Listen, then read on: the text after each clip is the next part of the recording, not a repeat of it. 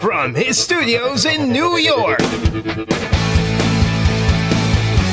it's time for Wake Up Call with Dan Tortora, where sports meets life.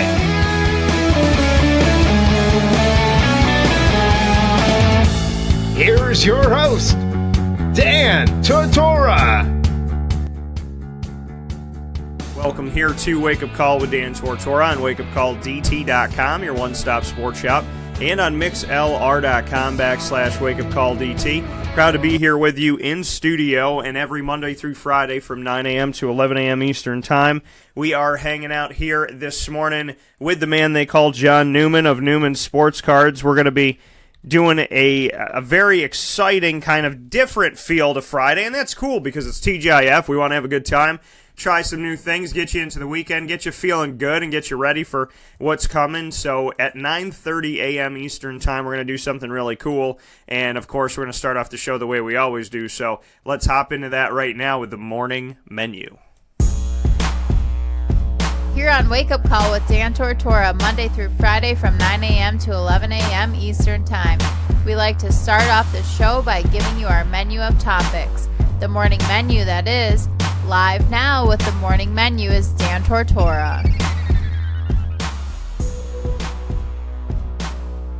That coming here in the morning menu, proudly presented by all of the great partners we have in Central and Upstate New York. We thank you for being a part of the show and being a part of the broadcast every Monday through Friday from 9 a.m. to 11 a.m. Eastern Time here on Wake Up Call with Dan Tortora. As we always do on a Friday, we're going to start off the show with the Annoying Moment of the Week. The Annoying Moment of the Week is proudly brought to you by Carvel DeWitt. It is what happy tastes like. People say, how can you attach annoying to Carvel? Well, listen, folks, the annoying moment, that happens. Something during the week bugs you, bothers you, whatever it may be. The happy part of it is Carvel. So we are just a reminder of whenever you have an annoying moment, you can always have a happy moment at Carvel DeWitt, 4322 East Genesee Street in DeWitt, New York, right at the end of Erie Boulevard by a ton of major highways. Of course, CBA, Jamesville, DeWitt, down the road from the Carrier Dome and Manley Fieldhouse and everything over there at Syracuse as well, and right by Lemoyne. So make sure you make a trip over to Carvel DeWitt, the exclusive home of the Wake Up Call Sunday.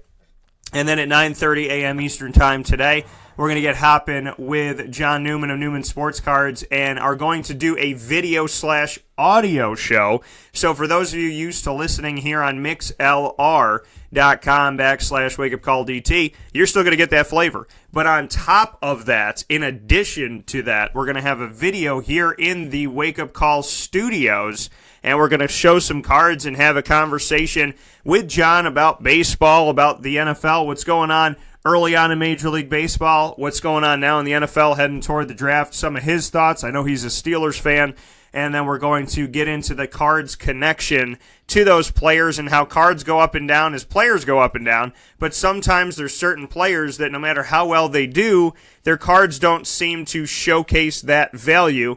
And then we're going to have the rookie conundrum. Do you buy the card before the rookie gets drafted?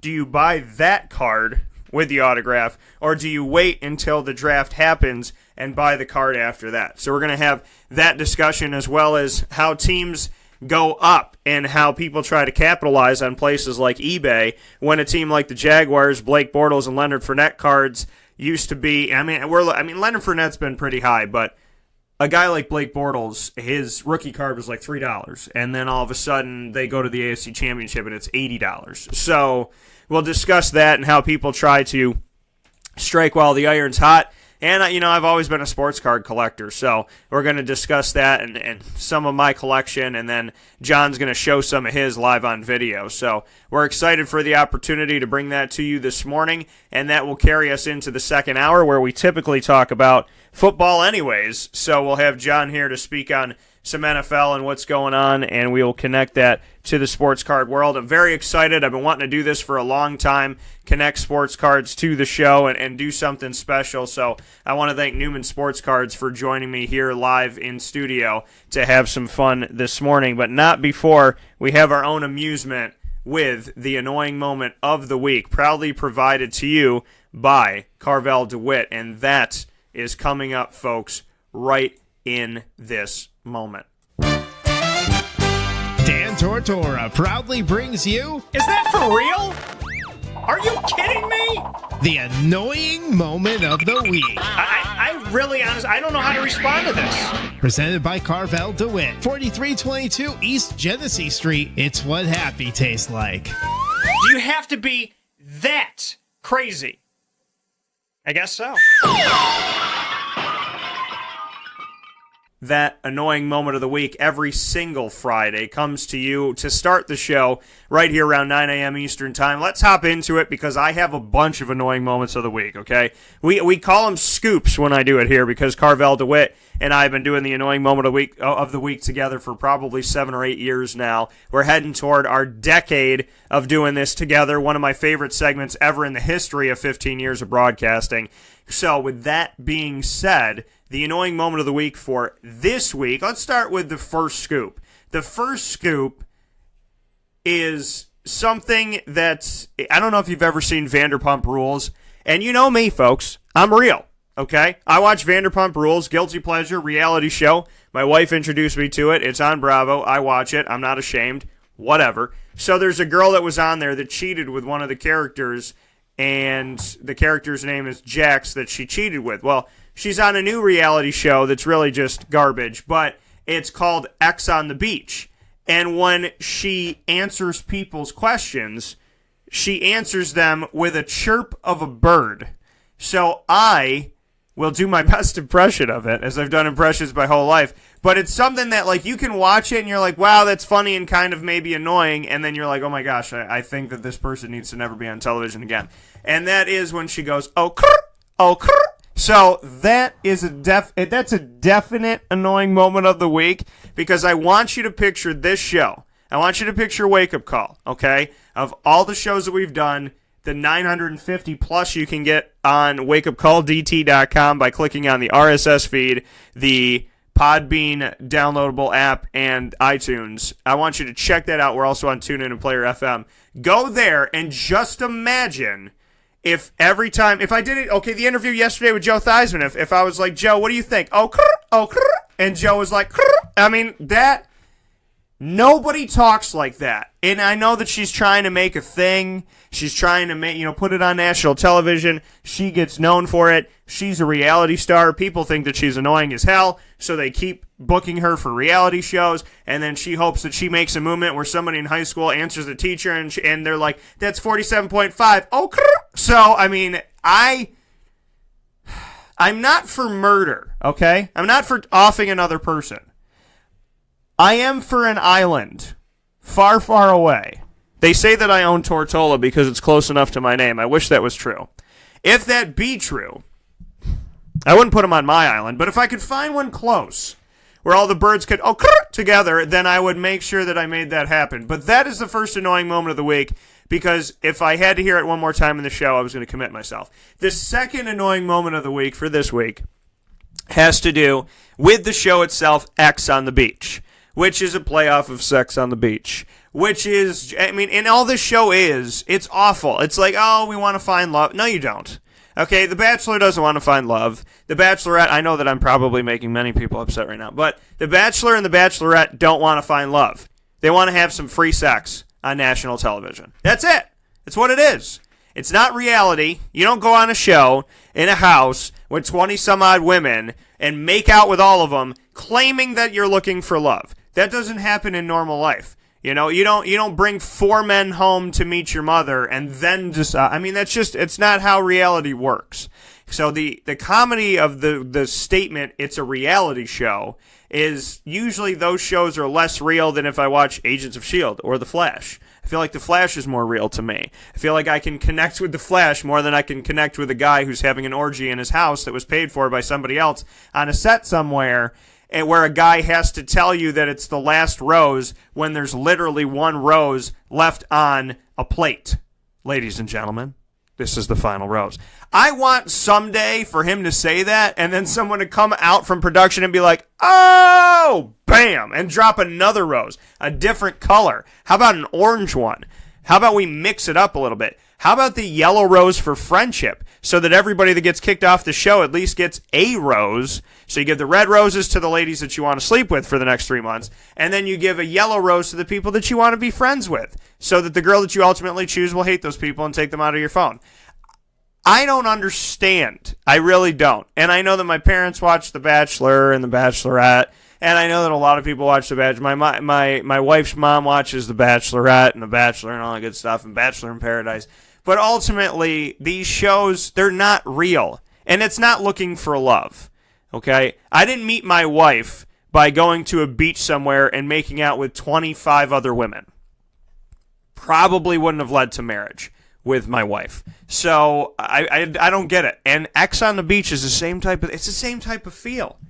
X on the Beach is this they wash up on the beach. It's like they throw them in the water and then they wash up and they come out and the girls are wearing bikinis and the guys are not wearing shirts except for one dude who is totally insanely I don't know what's going on in the brain. But I think maybe he hit a rock while surfing. So they all come up, right? And they meet each other. And they all walk up this long staircase, which is probably the most work any of these reality people have ever had to do. And then they put them in the building. I don't mean any disrespect by that. I'm just saying, most of the time it's like, hey, there's a house, go have sex in it. So they all come into the show. And this one girl meets this guy. 5 seconds in, she's like, I think that this guy could be the one. I feel like we really connected with each other. And all they're doing is making out and being in bed together. And that's the show. And then the exes come on, and then the exes bring up stuff like, hey, remember this time that we did this? Remember this time we did that? Do you want to go out with me? So the guy kisses one girl on day 1, kisses the other girl on day 2. That's all the show is. There's no love. It's just drama and sex. That's all it is. And that's how people sell shows, drama and sex. So somebody on the other end of the line will say to me this morning, well, Dan, you watched it. They got you. They didn't get me. I watched it to hope and pray that maybe there was a silver lining in the show. There's not. So there's nothing for me to help you out with today.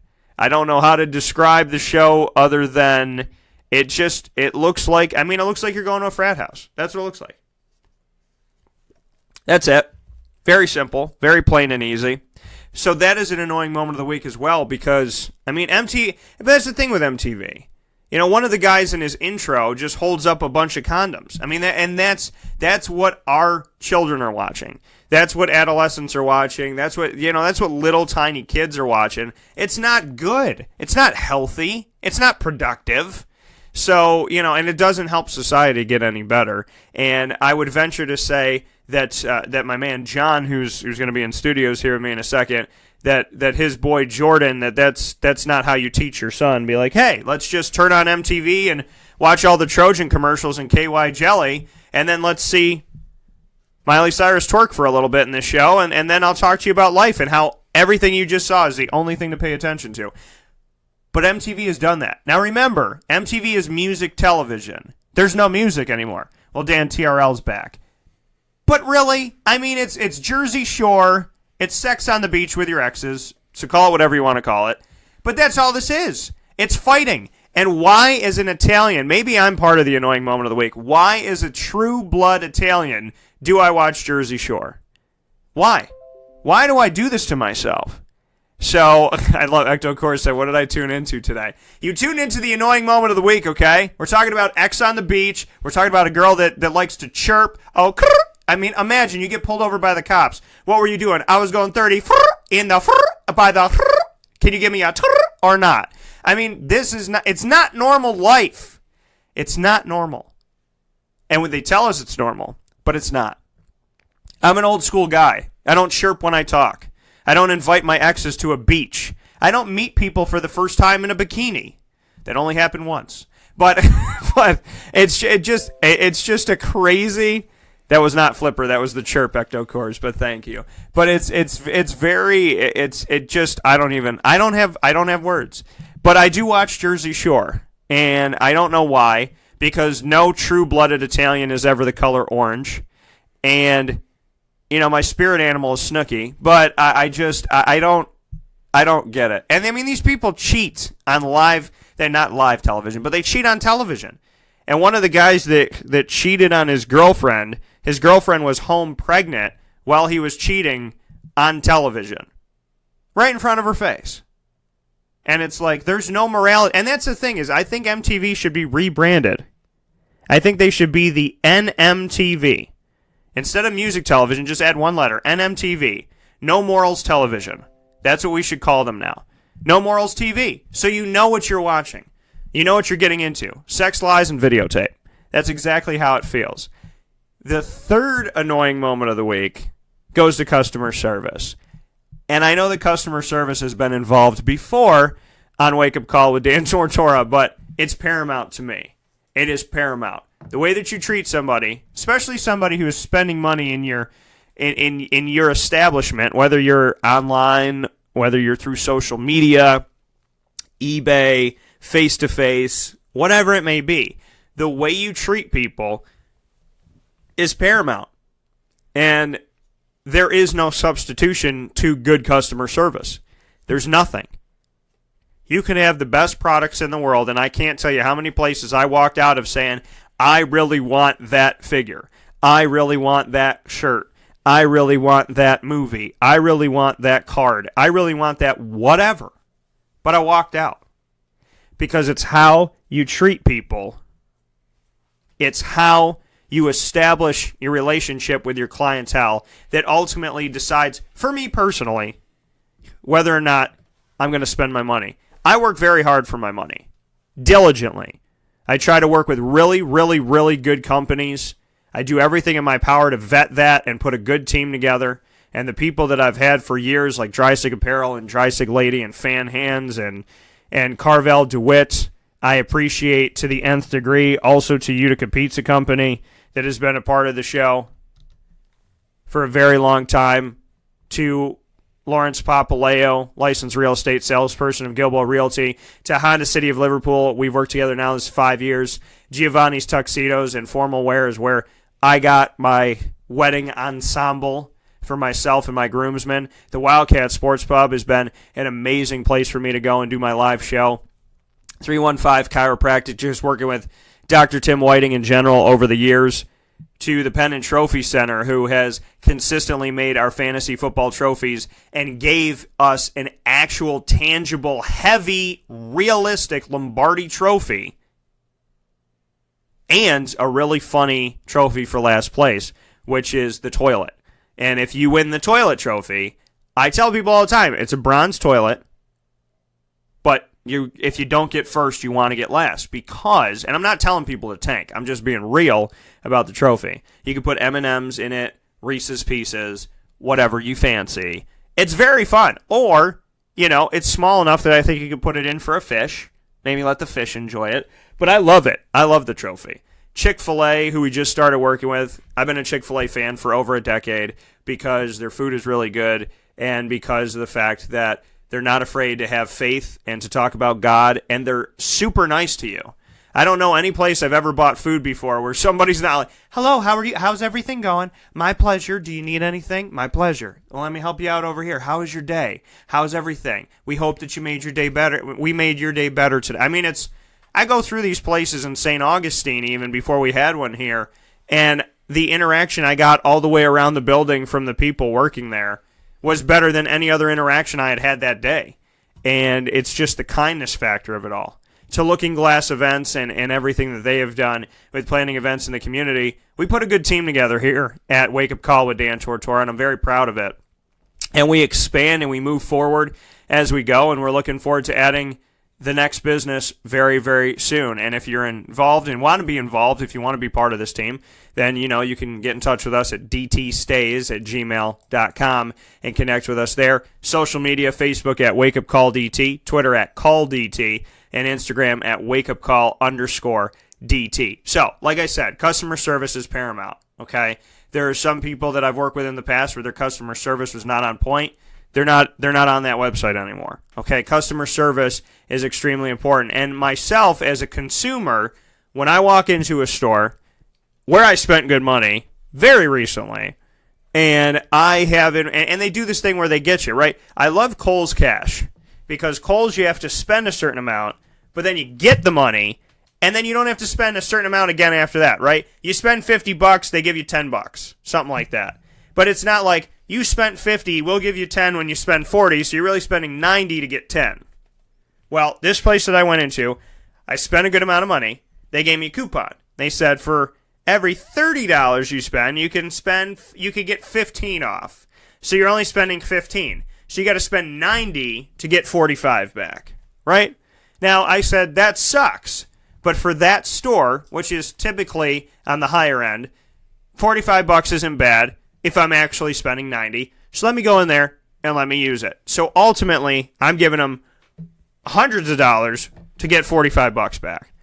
And what I had gotten went over what I wanted to spend. That happens sometimes, right? You try to do the math, and I did the math, but one of the specials didn't work on it. So I said, okay, you know what? I want to give this back. I don't really want to get this because this is what I was looking to spend today. And I'm very good about my money. I'm not foolish. I don't throw my money off to the sky and whatever. So that is how I treat things. So I went into the store with that attitude. I'm going to spend this, and that's what I'm going to do. Ultimately, I decided, you know what? I don't want to get all this stuff.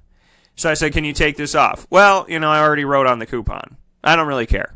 Okay. Well, it's already in the computer. Well, you're talking to a person that worked at Walt Disney World, where people spend thousands and thousands and thousands of dollars per hour. There is always a way to take it off the computer. There's always a way to make it happen. So when somebody looks at you and they're like, well, it's already on the computer. I mean, if you don't want it, I don't get it. You just get it. And so just get it. It'll be fine. Just spend more than you wanted to spend. It's cool. Don't eat today. You eat tomorrow. So, it's the feeling of let me be me. Don't tell me what I have to do. That's the worst thing in the world to do to a consumer. Tell them that they have to buy something. Tell them that they need to buy it. You've never heard those words come out of my mouth, right? I love the companies that I work with. I have never said, you have to buy a Honda or I'm going to throw you over this bridge. But I've told you that I've had a Honda CR-V. I've told you that that's been my favorite car my entire life. I drove one of them for 11 years, and then I've driven another one since, and in the middle I had another car, but I love CR-Vs, and I've always driven Hondas. So in my opinion, I love the cars because I know that they're safe. One of them protected me. My first Honda CR-V protected me when I got hit by a drunk driver. The way that it was built and reinforced with steel and the way that the frame was potentially saved my life. So that connected me to the car. The gas mileage connected me to the car. The feeling that you're above the road and you can look down at the road as opposed to being even with the road, I like that too. I like the price of the car. I like the fact that it's a nice, beautiful vehicle that's not thousands and thousands and thousands of dollars above what people want to spend. It's very, for anybody, it makes sense. For your bank account, for the middle class that seems to get wider and wider, it makes sense for us wherever you fall. So for me, that's what I like. I've never told you, hey, you got to buy this or else. I've just told you, put your money where your mouth is. I have. I love my Honda CR-V, and you're not hearing me talk about Ford, with no offense to Ford, but I drive a Honda, so I'm not going to come on Wake Up Call and say Ford's a great car when I've only trusted Honda my entire life. And when it comes to snow in April, really, folks, yes, the Honda CR-V is the car that I don't worry about. So that's a good part of it. And I see more and more of them on the road now in central New York because of this. And then Ectocores, what did he say here? He said, you have to buy the chicken Riggy pizza. That's the one exception. Buy it or else. Yes, that's the wake-up call #1 pick at Utica Pizza Company. And that's on 628 South Main Street in North Syracuse, New York by the Sweetheart Corners. It is a really good pizza. I don't know if we're going to talk to John if he's ever had it in a second here, but the chicken Riggy pizza, like I told you, I'm never going to make you buy anything. I'm never say you have to buy it. I'm just going to make a statement about the chicken Riggy pizza. I'm very confident that it changes your life. That you eat it and your life changes. Now, there's that one commercial where it says sell your change your apartment, change the world or something like that. And somebody sued or did something crazy like, how can changing your apartment change the world?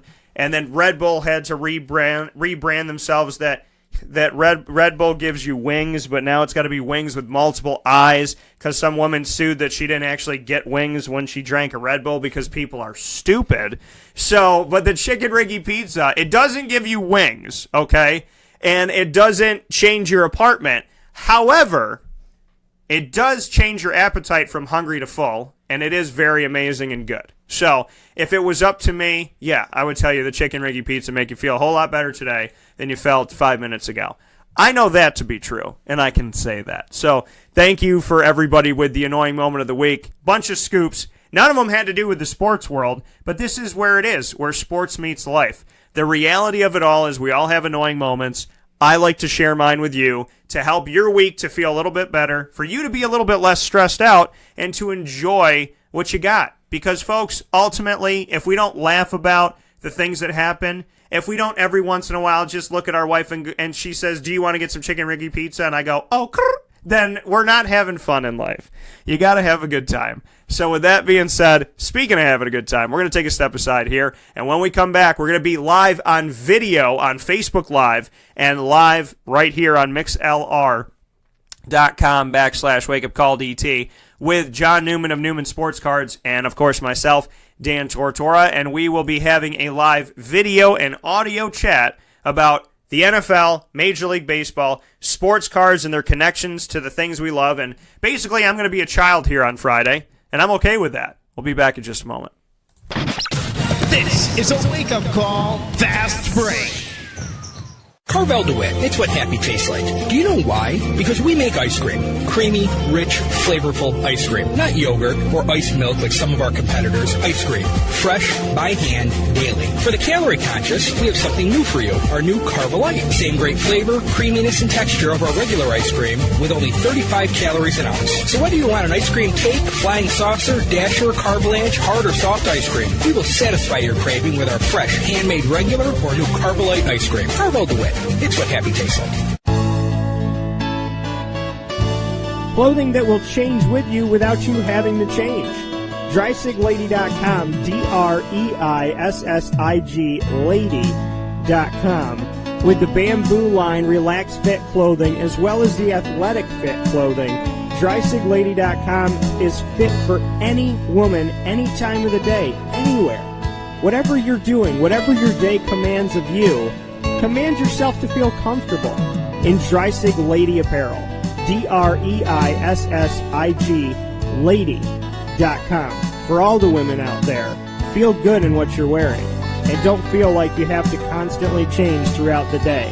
Whether you're a stay-at-home mom, a business owner, going for a jog, going for a meeting, or just relaxing at home, DrySigLady.com is the right fit for you. DREISSIG Lady.com.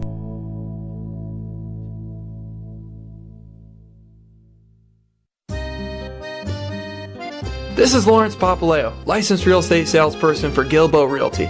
Call our home office at 315-752-9513, or better yet, call or text me directly at 315-748-2524. Let me ask you a question, Lawrence. If I needed you to help me buy a house, find the right place, could you help me do that? Joe, I'll help you find your dream home. You don't ever say my name on the radio, never. If I needed to sell a house, could you help me go about that the right way? Yes, I can. How do they get a hold of you? Call me directly at 315-748-2524. But you also do the commercial property. So if I got a business, couple businesses, got to take one here, move it over there, do this, do that, are you going to help me buy and sell my commercial property also? Yes, sir. I like that. What's my name again? I have no idea. Absolutely, but they need to know your name, so give it one more time. This is Lawrence Papaleo, licensed real estate salesperson for Gilbo Realty. My phone number is 315-748-2524. Why don't you tell them your name one more time and that number so we can jot it down? This is Lawrence Papaleo. Call me or text me directly at 315-748-2524. This is Jimmer Sikowski, owner-operator of Chick-fil-A Cicero, 7916 Brewerton Road in Cicero, right in front of the Home Depot. I had a deep feeling that God wanted me to do something bigger with my life and to help people, help others. I kept putting Chick-fil-A in my life, and I realized as I was going through the franchise selection process that positively impacting the lives of others was really core to what we do here at Chick-fil-A. First of all, it starts with the food. The food is brought in fresh daily. We bring in local produce. We prepare to order in the kitchen. We hand bread our chicken. We hand spin our milkshakes. It's great food. It doesn't taste like fast food. I think the second thing is the way people feel when they come in a Chick-fil-A restaurant. It's different. We try to treat people with intentional kindness here, which is very different and deeper than good customer service. And so I think it feels remarkable for most people to come in a Chick-fil-A restaurant. And then lastly, the impact that we try to have in the community is very different. It's a big part of the expectation of every operator of a Chick-fil-A restaurant is that they're actively engaged in their community, they're a leader in the community, and they're making a difference. When they realize that what we're striving to do is to shine a little light in their life, that's a very, very different experience than you will have in any other quick service restaurant. And it's that remarkable experience that I think people will emotionally connect with.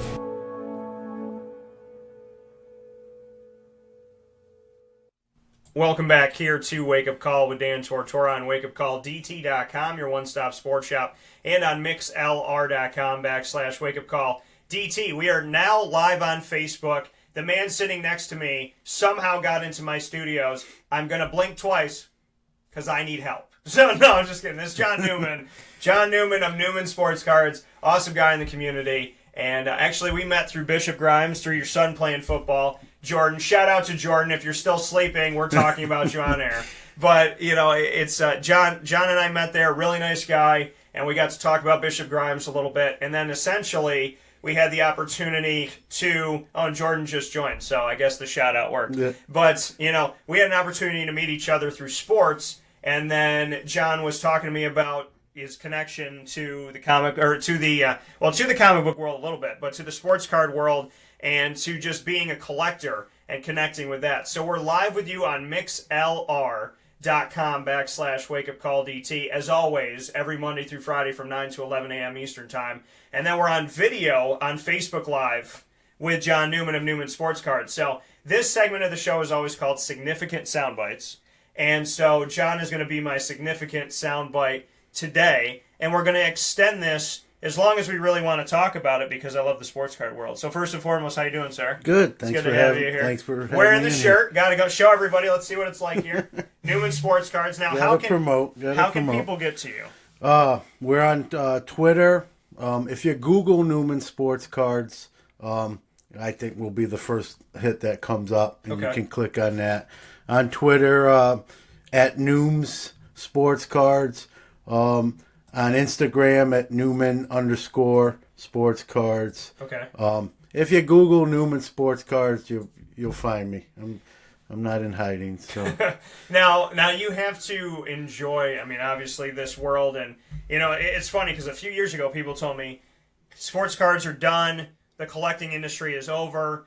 Sell what you got if you can. Basically, the sky is falling. I mean, How do you respond to something like that? A few years ago, people said, it's gone. I mean, I've been a collector since I was a little kid. Mm-hmm. I think the first thing, if you go into it just with all about the money portion, I think you're kind of setting yourself up for disappointment. I mean, it's nice, to get a card that's obviously valuable. That's always fun to open a pack and pull a big card like that. But I think you got to... my love of the hobby came from being a kind of a sports kid, a sports fan. So I think it starts there. If you really don't like sports and you're just going into it almost as strictly investment, that's tough. I mean, it's not impossible, but very tough. And when you look at, like you said, you want to go into this thing and you don't want to just buy to buy and buy to sell, and I got to make money and I got to do this and I got to, the fun in it. What made you kind of start with sports cards and have some fun with the sports card world? Because I was never, oh my God, I'm gonna buy it and sell it. Mm-hmm. I love to collect. I love to trade. I love to find my favorite players. So what brought you in? Well, I'm gonna date myself here. I'm an old guy. So growing up in New York City, I was a Mets and Yankees kid. Yeah. And Topps at that time really was the only game in town. So where my friends were buying baseball cards, and they were a lot cheaper then too. Yeah. For the gum, I was kind of the reverse. I was the exception to the rule. I was buying a pack of cards for the cards, or to see my heroes that were playing at Yankee Stadium or Shea Stadium at the time. So were they giving, and were they literally taking the gum out of the cards that they bought and just handing you the cards? Sometimes, or they would they were little businessmen at the time too. Like, hey, you want this? I want this. Maybe it'd be something even not card related. So give them a stack of Hubba Bubba and take all the Jackie Robinson. I would.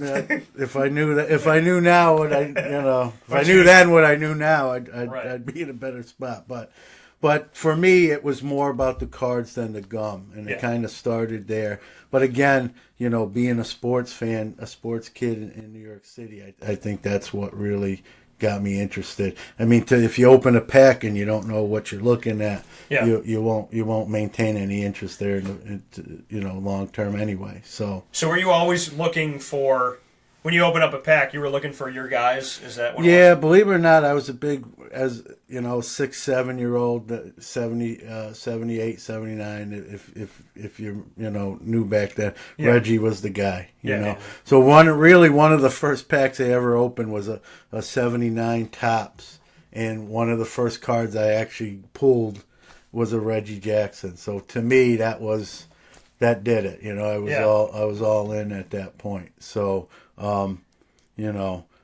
Today I'm actually not a Yankee fan anymore. I'm a Mets guy. Wait a second. We can get into that, but I'll just say we're just gonna do this from here on out. We're just gonna blur out the picture. We're in the state of New York, and you're not. Are you a Met fan? I'm a huge Mets fan. Well, you lead with. No, I'm sorry. You can give the bad news and swing it. That's well what for me. I want to also explain what happened rather than just say that. As a kid, I liked both teams. Yeah. And then this was, I don't know how many old people we have, but if you remember, George Steinbrenner started messing around a lot with the Yankees and cutting people and going to the press and just pushing a lot of buttons. Yeah. And that kind of rubbed me the wrong way. I kind of like my owners a little more quiet. He kind of bought and signed everything that moved, and it kind of, I kind of got off the Yankee boat at that point, and then went fully onto the Mets boat. So did you like anything about the Mets boat at the time, or it wasn't the Yankees? It wasn't the Yankees. Okay. It was the Mets at that stage were pretty low on the totem pole in the baseball world. They were losing a lot of games, but. I think it was more my disdain for what Steinbrenner was doing at that time. Are you still Mets today? Yep. Still We usually go to the City Field now once or twice a year. So I want to let everybody know that on the live video feed right now, my family is listening from Spain. All right. My family from Spain, not Spain, New York. Okay, Spain, across the pond. So shout out to Spain. I still need to go and visit. Hola. Yeah, that's very fun. Hola, ¿cómo está? But the thing about Spain, and a cool thing about it, my family said, just get a plane ticket. Everything else is fine. There you go. Food, somewhere to sleep. I'm holding you to that, Jose. Holding you to that. But I would love to go to Spain. I'll ride in the overhead compartment. Gotta go to Spain. Well, this is the thing. Listen, the Jaguars, who I've covered now, this is my 10th year, technically, as we head into the draft. My 10th year covering the Jacksonville Jaguars. You all know that I'm at those games, at the home games, went all the way through the playoffs. I've been covering this team on site, on location in Jacksonville since I was down in Orlando. And Florida's the second home of the show and what we do. And obviously, I love Central New York and Upstate New York, and I love everybody listening everywhere because it really, you add to my dreams. Florida has always been a second home because I'm a Disney person. So, in Jacksonville, it's a phenomenal organization, and now that they have Tom Coughlin and Nate Hackett, and there's some good things being done by this guy. You can't say it loud. Beat my Steelers. Yeah, beat the Steelers. Still not over that one. Made it happen. So I've run into a lot of Steelers fans in Central New York that are not proud when I talk about Jacksonville. But you know what? It's okay. Like I said, we had to go through somebody, but they did not defeat the New England Patriots. Should have, should have, but they did not. And hopefully they'll have another crack at it this year. But yeah, I mean, you know, what we have and the beauty of doing this show and connecting is that Jacksonville goes to London. Yep. And so I said to my wife, I said, listen, if I get credentialed and go and cover the London game, I'm going to Spain. Like, I'm not just going to go to London. If I go over the pond, I have to go. I have to go see my family. So, Jose, hopefully you're still on the line here and that you heard that. So, get the seafood paella and keep it warm. I'm on my way. That's how I look at things. So, have you ever been overseas? I've been to, I'm trying to think. I've been to Mexico. Okay. Belize, Honduras. I think that's it. That's not really overseas. So. No. I was on the seas. That's Donald Trump overseas. That's Donald Trump. I was on the seas. John, where have you been? Have you been overseas? I've been to Mexico. I can picture right. He's like, I've been to a great place. What? It's called Mexico. It's over the pond. I saw it. It's wonderful. It's in the Gulf of Mexico. It's located about 13,000 miles away. I haven't been over the seas. I've been on the seas. Okay. Almost the same thing. Fair enough. Fair enough. Oh my goodness, I love it. Have you been to Puerto Rico? No. I've been to Puerto Rico. But I wouldn't mind going. I'm not opposed to going if you want to take me. I've been overseas to Canada. Me too. Lake Ontario. I've been over the border to Canada a few times. Yeah, I love Canada. Have you been to Toronto? Toronto's my favorite Canadian city. Montreal, not so much. No offense. You don't like Montreal? I've been there probably 3 or 4 times for baseball games back in the old Olympic Stadium. Yeah. And why don't you like it?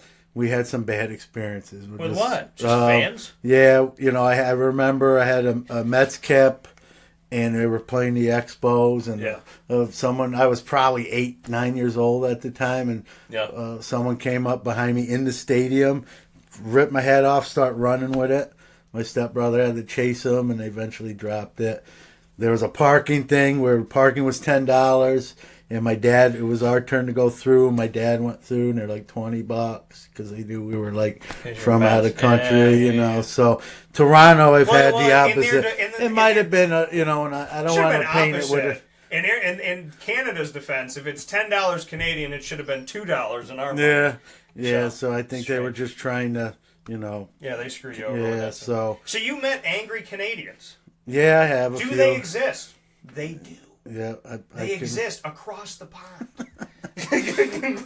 But Toronto, you know, I've had the opposite experience. So I love to. I haven't been there in some years, so I think we'll have to maybe when the Mets make it back in the go to a Raptors game. Yeah, I'm not a big basketball guy. Sorry, I'm not a big basketball guy. SU, not a big NBA guy though. Houston House. Oh my God, that's where you're at. Yeah, but so you're not a pro, but you're college. Yeah, well, I was an NBA guy, the Magic, Bird, Jordan. Yeah. When you know, to me, it was more basketball then. They played defense. Now, you want to know the last championship my dad watched? What's that? The late '90s. Jordan against the Supersonics. Yeah. It's the last one that he watched with me. The Seattle Supersonics. The last one he watched with me. Hersey Hawkins, Detlef Schrempf, Gary Payton, Sean Kemp here. And then over on the other side, Michael Jordan, Scottie Pippen, Luke Longley, Tony Kukoc, Scott Kerr, everybody. Steve Kerr, pardon me. I don't know why I said Scott. But, I mean, that was probably my last favorite finals that I watched, was the Sonics. I still remember how the couch was set up, because my mom used to like feng shui, move stuff around. I still remember how the sleeper sofa couch was set up in our living room. My dad and I were sitting, and my mom came over, and I remember turning over my shoulder and being like, Mom, do you want to watch the game? And my dad was like, shut up, the game is on. He never watched an NBA Finals since. Yeah. I'm old school. To me, that's when basketball was really, I don't know, today's game, I'm probably sounding like the old man on the porch, but, you know, I like the old style basketball where there's more defense, and, you know, now it seems like it's just, the game itself is one big slam dunk contest. Guys just drive to the hoop, untouched, score, you know. We have somebody asking where Newman's Sportscards is, so I want to get some information out here. So Joey said, where's Newman's? I said it's online, based in Central New York.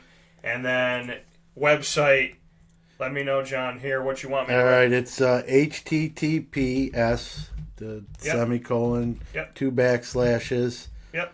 Newman Sports Cards, all one word. Newman Sports Cards. It's a long one. .ec. Yep. WID. .com. All right. /. Okay, we got it. So we got it all set up there, and we just sent that over to Joey, and we'll get that all set up here in a second here. So let me edit that a little bit. But we have you on Instagram as well. Yeah. So, and I do the show circuit, so any local shows you'll probably see me. Yeah, he just said I want to buy cards. So, big collector. Yeah. So Joey, always thank you for your support. Joey, I got Joey back into collecting. That's awesome. So Joey and I started talking, and he was like, I collect, and I was like, I do too. And I've known Joey in the community for a while. He's a great guy and does amazing with all the businesses that he's worked with. And so him and I were talking, and then I was like, well, I want to buy some stuff. I started buying some boxes again. So then Joey came with me, and he started buying. And then we got together, and then he said, he was like, when I buy... Like, when he gets into it, he gets into it. So him and I are really... I mean, we should, Joey. We should both buy from this man, John Newman. It's what we should do, which I went and saw him at the last show. So we need... And he had some Jaguars autographed memorabilia cards, you know. Not as much anymore. Some guy came by and took a few of those. Took them all. So... But yeah, so there's some really good stuff that John has. But yeah, I know Joey's a huge collector, and I am too.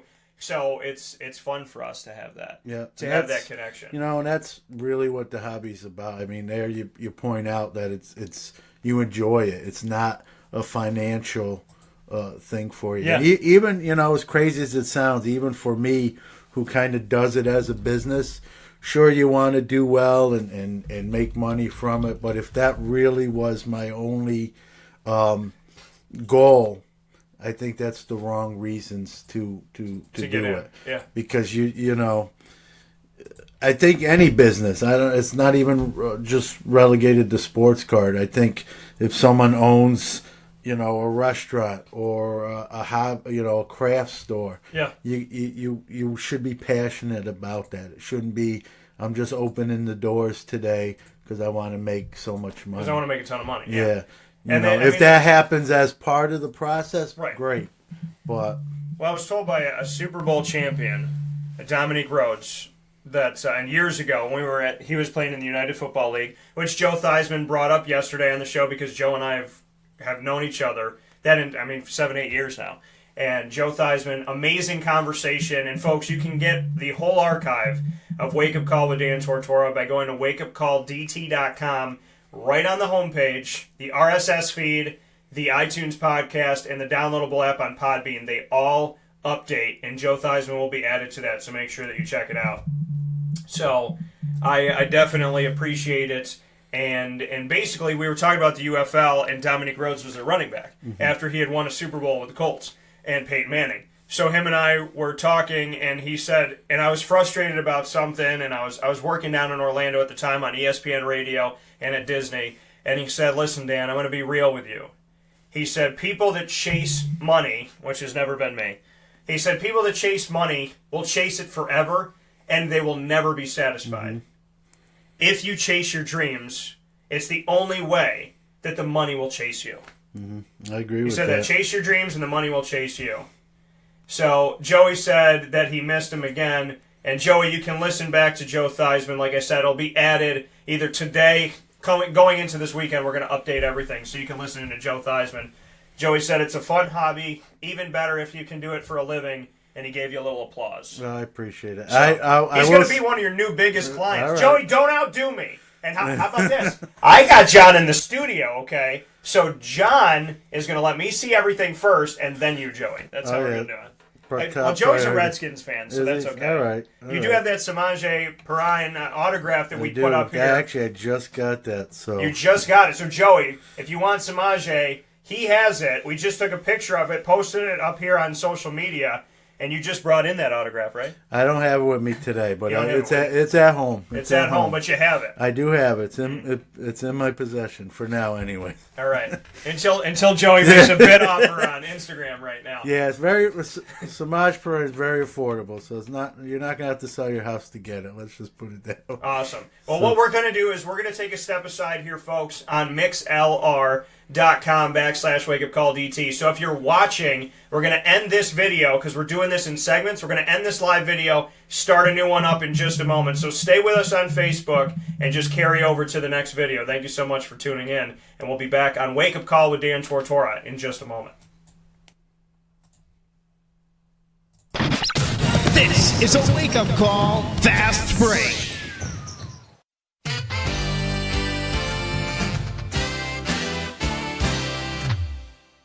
Hi, this is Domenico Vitali, owner of Giovanni's Formal Wear, where you look great and feel even better with our renowned tailoring and alteration services on any suit or any tuxedo from anywhere. Call 315-455-8729. That's 315-455-8729. Stop in locally on Route 11 in North Syracuse, next to the Ponderosa Plaza, where you can choose your style, get fitted, and tailored, all at Giovanni's Formal Wear.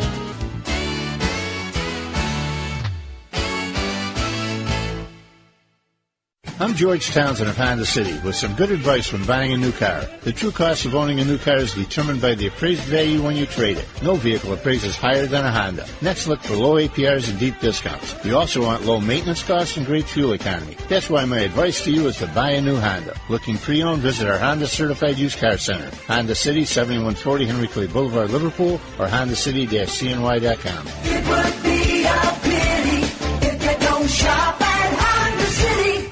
For all of us that have always wanted our favorite restaurant to come to us, it's now a reality in Central New York with It's a Utica Thing, with Utica Pizza Company bringing their wonderful recipes that they've handed down through generations to you, to your event, to your business, to your home. It's a Utica Thing, proudly bringing Utica Pizza Company on wheels to your location. Call 315-738-8946. That's 315-738-8946 to bring Utica Pizza Company to your doorstep with It's a Utica Thing.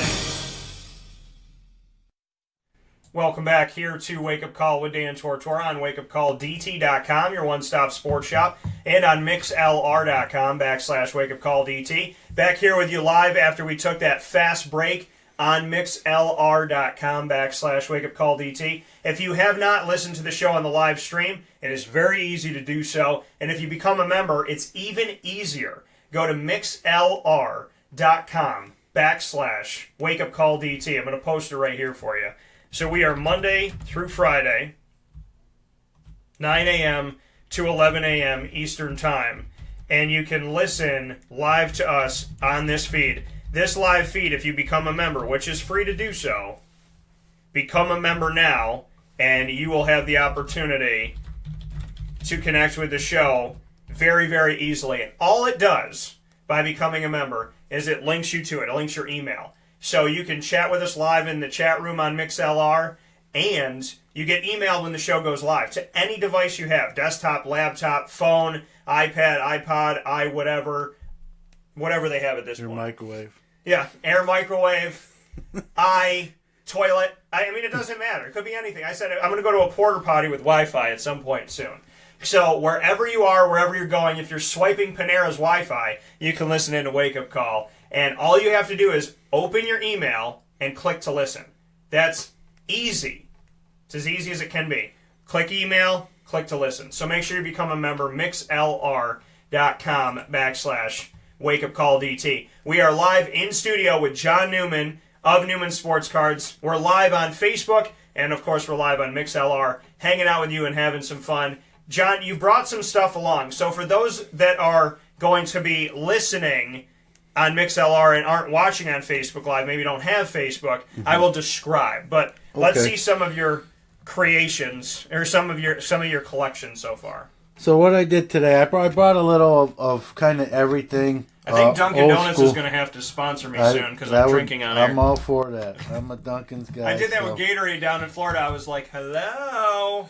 So I brought what's called vintage. Those in the hobby will know what I'm talking about. Those that might be new, might not. Vintage is what it really sounds like. It's those older cards. I'll hand them to you. Okay.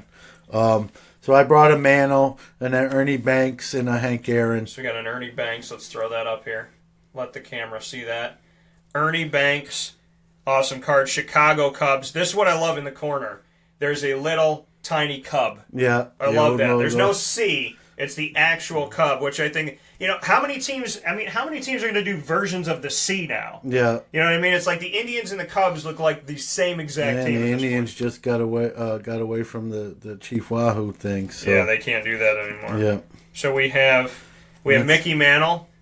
Okay. If my Uncle Bill is watching, you love this. This is like he had the whole Mickey Mantle collection. Yeah. Every year, everything. He had the last card printed. Yeah. And gave that to me, and I still have that in my bedroom. That's where I always keep it. So Mickey Mantle right here. I keep it by the bed because my uncle's means a lot to me. And then we have the man, the home run hitting champion, and the one that I will always regard as the champion. I'm in the same boat. I feel the same way. To me, he's the guy when it comes to home runs. Hank Aaron, I love this. Designated hitter, Brewers. Yeah, that card's a 76, and that was towards the end of his career. I believe that was either his last year or next to last year. So there it is, Hank Aaron. I love it. So are these actual prices that you're doing now? Yeah, I took them right out of my show box. $15 for Hank Aaron. This one might be staying in the Wake Up Call Studios.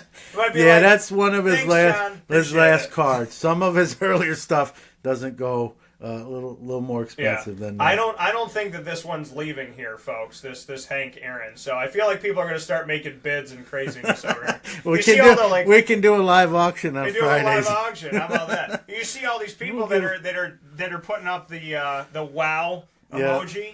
There he is one more time, folks. You're not going to outbid me. Because guess what? No matter what you say, I'm in the studio with my hands on the card. Now we got Ernie Banks. And, of course, I'm joking. If you guys want these cards, we can make it happen. But we got some Mickey Mantle going on here as well. What else we have in the collection here? So, I know, like I said, I used to be a Yankee fan. I'm not no more. Those in the hobby world know there's minor league sets. And the minor league sets aren't produced or overproduced, let's say, as the professional sports cards that Topps and Panini do now. Okay. So I brought a 1990... Tampa Bay Yankees minor league set that was issued by the team, and they had a player back on that team that at the time was no big deal, unheard of. Okay. Today he's not unheard of. He's retired now. Yeah. But it's Mariano Rivera's actually first ever produced card, and a lot of people. If you're a Yankee fan, you probably know, but there are probably a lot of people that don't know that he actually started out as a starting pitcher. Yeah. And he actually wasn't very good. So when this set was first released, and they made less than 1,000 of these, but even though he wasn't highly regarded as a young starting pitcher. Yeah. So this set was at the time in 1990 $5 or $10. Okay. And now, as we know, he's about to be a Hall of Famer shortly. He was pretty good. Yeah, Mariano was good. He what happened was he actually had a couple good starts. Yeah.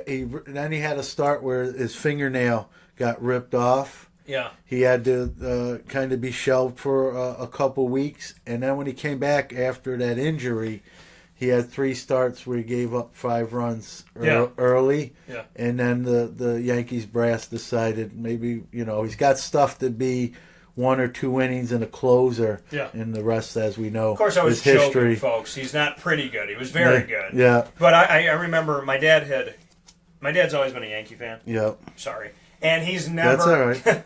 he had never been to New Yankee Stadium or Old Yankee Stadium for a baseball game. And I brought my dad to his first game. We sat up a little bit so we could see the entire. We were dead center. And you could see the entire field. It was a beautiful, beautiful seating. I bought tickets for my dad for, I think it was Father's Day or his birthday. And so we went to the game, and it just so happened to be Jackie Robinson Day. Mariano Rivera obviously was out there, one of the final players to wear number 42, and it was his last year. Yeah. So everything, like it all just kind of happened perfectly. Yeah. But that's what I call a God incidence, because I don't believe in coincidences. So that's pretty cool. That's cool. So this set, all right, what we got here? You know, under 1,000 produced at the time. It was $5-10. Mariano was kind of a hit or miss starter. Yeah. Wound up missing as a starter, becoming obviously a big hit as a reliever. Yeah. And now these are very hard to find. And you can see this thing went from a $5 to $10 set to now a $300 set. So I used to have 5 of them. This is actually my last one that I particularly own. There's little Mariano Rivera. I mean, you look at him. I mean, he's a kid. He looks like he's 14 years old right there. He might be. You know, I don't know.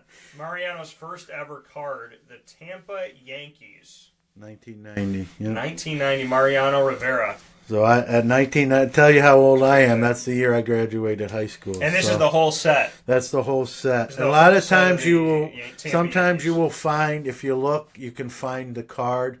But the set as a complete set is a little bit harder to find. But frankly, Mariano's really the only guy in there that wound up, you know, making something of his career. So crazy. His face looks exactly the same. His body is very tiny and skinny. Look at the jersey. You know, it looks like a Little League jersey that you see. It looks like he's playing over at Lemoyne on Wadsworth. Yeah. That's what it looks like. Mariano Rivera, also, which is where I played, which I gave him a shout out. But very, very cool. Mariano Rivera, the set $275, and this is his first ever card. Brian Michaels just said, "I want that card." So yeah, it comes in the set, man.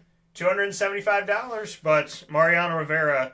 That's amazing. His first card. Yeah. You wouldn't even think that his first official card would be when he was in minor leagues. Yeah, and they're hard to find. There's some people that don't even know about that set it even exists. You know, it's funny. Like I said, at one point I had 5. This is the last particular one. When I put them out in the showcase at shows, you know, people say, "What is that?" You know, I always have to explain kind of the history of, you know, the set, and it's his first card. And, you know, that's really what's great about the hobby, too, is those conversations you have with fans and collectors and you know, talking about these things that we're passionate and love, you know. Yep. And you don't have to be a Yankee fan to recognize, you know, Mariano Rivera's greatness. Yeah.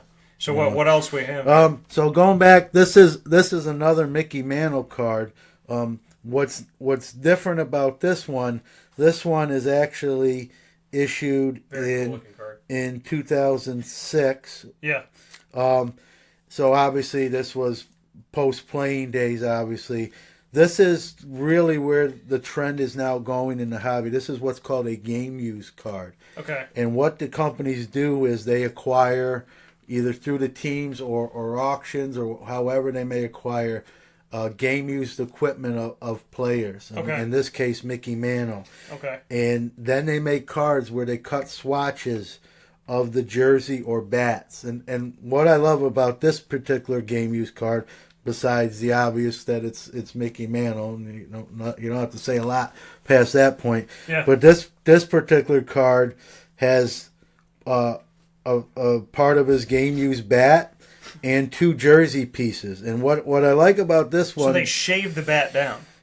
They cut it. They usually saw it up in sections. Okay, so they don't... Because the card's not that thick. Yeah, so believe it or not, it's thicker. I mean, it's in thicker. this thick case. Yeah. It's probably like 130 point thickness.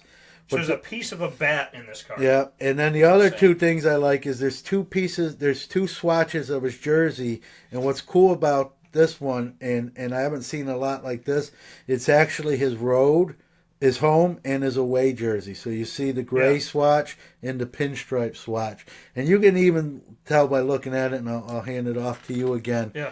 You can see by looking at it the age on the jersey. So a lot of the new Mantle stuff, what they've done, which I don't like, is they've gotten Mantle uniforms from his fantasy camps in the 90s and late 80s. Yeah. And they're newer looking. Yeah. You can see these swatches are from the 60s, from his actual playing days. And this is from Topps Threads. So we look Topps at this. Triple Threads, yep. So we look at, I'm going to go right here, and I'm going to show you. So right here is the piece of the bat. Yep. Then over next to it, how do I want to have this? So that's the home. The piece of the bat's right here. Home jersey's right here. Away jersey's right here. And they are all put into this card. So that away jersey, home jersey, and then a piece of Mickey Mantle's actual bat, all in that 130 RBI. And this is 31 of 36 in the world. So, yep, so that means there's 35 other ones somewhere, who knows where. All and they look a little bit different. Yeah, they're not all going to look the same. I mean, there may be a few that look similar. I've seen a couple other ones online where they might have two of the gray away swatches rather than the home. What I liked about this particular one is it gives you the home and away jersey. Yeah, and Jerry Hart, I know that you're on this right now. This is a card for you right there, brother. That is all you written all over it. Look at that. A piece of the bat, a piece of the home jersey, and a piece of the away jersey of Mickey Mantle. I'm amazed that they can do that. Yeah, so now there is a segment of collectors that I wanted. One of the reasons I brought this card is also to kind of touch on. There are some collectors. I don't really fall into this category in the hobby, but there are some kind of old school collectors that don't like those cards because to them, you are cutting up, a game used jersey, and it's kind of to them it's sacrilegious. Yeah. I understand their point. I guess what I would say to someone who maybe falls on that side of the fence is, there are still a lot. I mean, you go to the Hall of Fame, they have fully intact jerseys. There's collectors that go to Sotheby's. There's still. It's not like they took the last. It's not like they took the last Mantle jersey and cut it into pieces. That I would agree. I wouldn't want to see that. Well, what do we think about that? We can ask the fans here what your thoughts are. Do you think that they should cut up a jersey, cut up a bat, and not all of them? But if we have, let's say we have a stack of 50 Mickey Mantle bats, and we have, 200 jerseys. Let me just throw that out there. And they decide to cut up 15 bats and 30 jerseys. But they keep the rest of them. They put stuff in the Hall of Fame. You can still buy a bat, you can still buy a jersey. Are you okay with them doing something like this? Are you okay with buying a card that has a piece of his cut-up jersey away, cut-up home jersey, and cut-up bat? Is that sacrilegious, or is that okay with you? To me, they're not going to do this to every single one of them. No.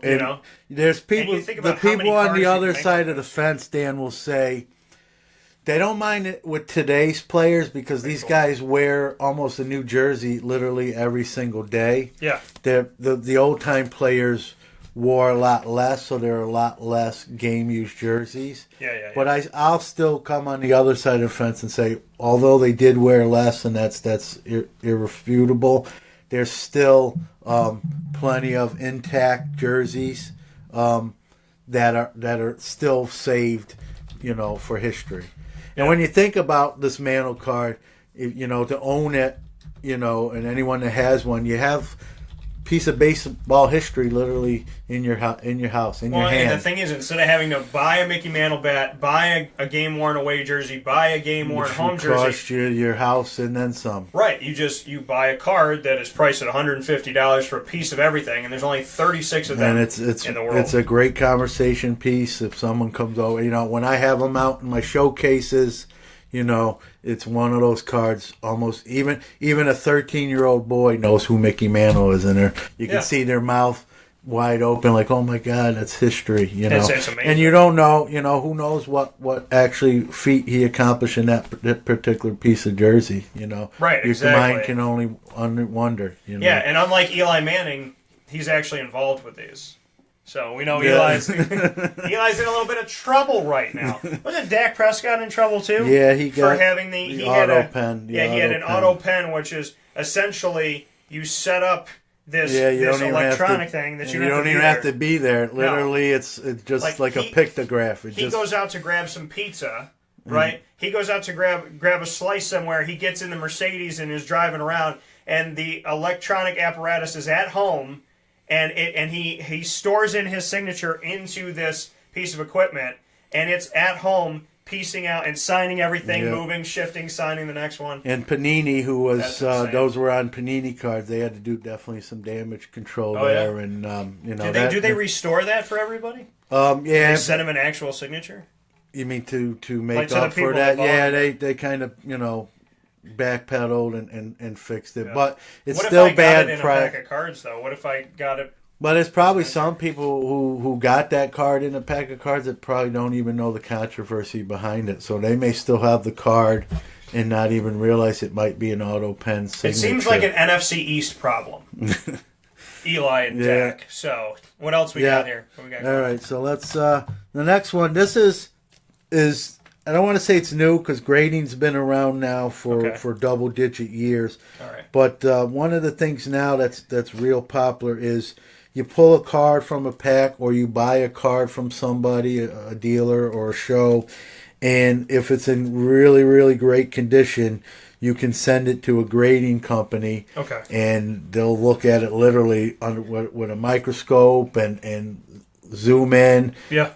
And then they'll permanently encase it in a slab and give it a grade on a 10 scale. Yeah. And obviously, the closer to 10 you are, the more valuable your It's card's like a gonna comic be. book. It's the up to 10 scale. You take a comic that has significance, and the better shape that it's in, the more mint condition it's in, plus the significance go together, and then they encase it, give it a grade. I mean, I have Spider-Man number 316 and number 361. 316 is the first Venom cover where he's on the cover and he's holding on to Spider-Man full body. And then 361 is the first appearance of Carnage. And those as like not, I think mine are, they said if I sent them in, they'd be close to like a 9.8 out of 10. That's so, good. I mean, those are Yeah. some pretty wonderful things you can do. And what people do with grading is I'll say it like it is. It's for people. It's a way to make more money from the card. I do a little bit of it. Yeah. I think for someone who does what I do, it's kind of How choosy are you with it? Are you like rookie cards, well-known players? I mean, you're not going to do it. When I do a submission to a grading company, I'll have a stack of 50, 60 cards that I'm considering. Okay. And then I do my own pre-inspection. I'll get a jeweler's loop. I'll get an LED light on my desk, and I'll go through the 60 cards and see what, to me, passes my muster before I submit. So if I have a stack of 60 cards, I may send 20, 25 in, meaning 30, 35. I find something where the card's still nice, but I know it's not going to get a 9 or higher. What I kind of use for my own judgment is I want to shoot for 9s or higher.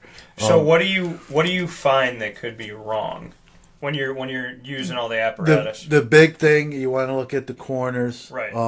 The surface of the card is the one thing you don't notice. The first thing any collector or dealer will look at is the corner of the cards. Right. But people, now with all the chrome cards that come out, sometimes the surface will get scratched when the cards are in a pack, literally together, and you move them. The chrome will actually scratch the other card.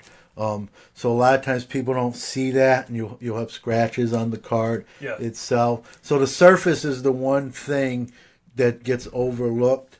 And early on, when I did start grading cards, I actually learned the hard way by not looking at the surface, and I was getting cards coming back with lower grades because of a scratch on the surface. Yeah. And some of these chromium cards, if you have fingerprints on them, so when I look at them, I know it's going to sound, to some listening, they might say, wow, that's kind of crazy. I'll actually wear medical gloves when handling the cards to not get fingerprints on them. And then I'll take a microfiber cloth, the same stuff you'd wipe off your glasses with, and clean the surface of the card and get any fingerprints off. Then put it into a soft sleeve and then send it to the company for the grading. And their graders themselves will be handling the cards with their own medical gloves and that. So they literally can give you a bad grade for a fingerprint that could be wiped off just because they see it on there.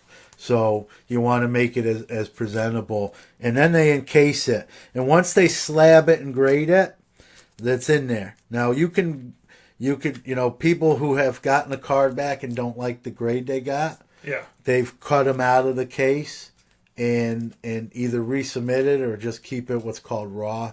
A card, we're getting into hobby terms. A card that's not graded is, in the hobby, it's called raw. Yeah. If it's graded, it's graded. So a lot of times if someone sends in a card to get graded and they don't like the grade, they can cut it open or crack it open and make it raw again. Yeah. See, what I don't like is when you buy a pack, and this has happened to me before, where you buy a pack and the edge of the card, and you always look for like the little white dot, I call it, where it's just been, the edge has been, just a little bit. And I've gotten that before, where I open a pack, you get a really nice card, and the card's either bent a little bit, or you see that like white mark where it's been exposed a little bit, and there's nothing you can do about it. No, that's not. I'm going to give you a little insider's tip. Wait a tick, okay. If you have a card like that, or a lot of times if you get one card like that, the chances are you probably have a few more in that same pack. Yeah. You can contact the company, Topps, Panini, at this stage. Let them know that you have these cards that got damaged, that you'd like them replaced, and they will do it. Because I had the card that has like two pieces of the jersey, and I'm looking at it, and I'm like, just when I open it, and there's a little mark in the corner, I was like, are you kidding me? Of all cards? I'll tell you a personal story. My son Jordan, I don't know if he's still listening, but... Shout out to Jordan, who's in and out of sleep this morning. Yeah. We hope we've caught you at a moment he's when you're getting ready to go to Myrtle Beach for a week for high school baseball. That's awesome. But he recently pulled an Aaron Judge Chrome rookie out of a Topps Chrome pack that had a real bad ding on the corner. Yeah. And he contacted Topps. We sent the card back, and they sent a new one that was in really great shape. So you're not stuck. How can they prove that you didn't do that? They're going to really probably take your word for it. Okay. And to them, all they do is they destroy the card you send. But now they're not. If you tell them I got an Aaron Judge and it's got damage to it, they're not just going to send you one. They do want the damaged one back.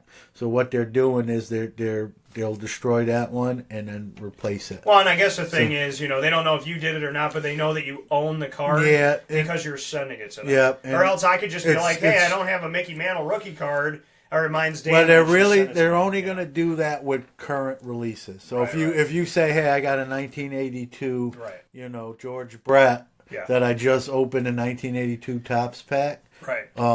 It's so if too I'm late calling for and I'm that. like, hey, I got a Leonard Fournette rookie card that's dinged on the edge. They can replace They'll replace that for me now. But anything, once a few years goes by, it's going to be too late. So this is the far. What's neat about this is that it's actually what's called an uncorrected error. Topps, which this is a Stadium Club Brett Favre rookie, they spelled his name wrong. They didn't catch it in time. Yeah. So every card will be spelled as such. Because, as people know, Brett Favre's name is spelled Brett Favre. And when my mom and my grandmother bought me a Brett Favre jersey when I was a kid, they brought it home to me. My mom was so excited. She's like, your grandma was so excited to give this to you. She hands me the Brett Favre jersey, and she looks at it. Or I was holding it up in my room. My mom walks by the room, comes back. She goes, oh, my God. They spelled his name wrong. She goes, you got to be kidding me. They spelled his name wrong, and we were so excited to get you this. Now we got to bring it back. I don't know if they'll have another one. And I said, Mom, that's how you spell Favre. Yeah. F-A-V-R-E, Brett Favre. Well, this, folks, is how you say it. There you go. There's Brett Favre, F-A-R-V-E, right? It's the Italian. That's the thing with like Italian stuff. You don't write it how it's spelled, right? Calamari. Yeah. In actual verbiage in Italian is calamad, and that's how we say it. Calamad. It's nothing like calamari. Monogatz is manicotti. Yep. So essentially that's Brett Favre. So Brett Favre, this is where it's spelled like it sounds. Brett Favre. And I still love that. So Mom, if you're watching, I love the story of my mom being like, oh my God, how could they have spelled it wrong? Yep. They didn't know. And I said, Mom, no, that's how you spell it. Look at that. Now, there are some cases, not this particular one, where they will catch a mistake and correct it, and so there'll be two versions of the card. Okay, one of I think the biggest one people may know is the Billy Ripken F-Face card. I don't know if you know about that, heard about that card. I haven't. No. Billy Ripken, 1989 Fleer, he posed with the bat on his shoulder. Yeah. And on the knob, the mystery is no one knows who did it. If he did it or teammate, but they wrote the F word, face, on the knob. Yeah. And the cards got out there saying that. And Fleer found out about it. They actually brought back a lot of the product. Right. Took out the cards, resealed everything, and made a corrected card. Actually, they made like 3 versions corrected card. One where it was just literally like penned out. Yeah. Another one where it was a black square box. Yeah. But the most valuable version is the F-Face card itself. Brett Favre, spelled correctly as it sounds, but incorrectly spelled. See, I have the cards where it's not the name, but I have the Damon Stoudemire, because I'm a big Damon Stoudemire fan. I have the Damon Stoudemire rookie cards where I think I have a couple of them where he's posed. One of them's a hologram where he turns and smiles, and he has the number 42 on his jersey, and he obviously wore number 20. So I have 2 of his rookie cards. I think one where he's sitting kind of with like his knee up in the ball, and it says 42. So I have the number misprints, I guess you would say. So there's Brett Favre. For the first time ever, Brett, that's the way that it's spelled, the way that it sounds. I love it. Atlanta Falcons, for those of you that are like, why the hell is he wearing black? Yeah, he didn't do much there, but he actually got traded. But Brett Favre, you can get this, and this is near mint, and if I'm correct here, the 8.5 near mint is silver. If it goes a little bit higher, they turn it gold. 9 or up will have the gold label. If you get a 10... it's 10 pristine, which will be what's called a black label card. Very, very rare. Because I have one that says it's like a 9 something, and so gold, and then it says 10 for the autograph. Yeah, they grade them. This is a Beckett graded card. Beckett grades on 4 things. You can see on the back of that card where the individual grade.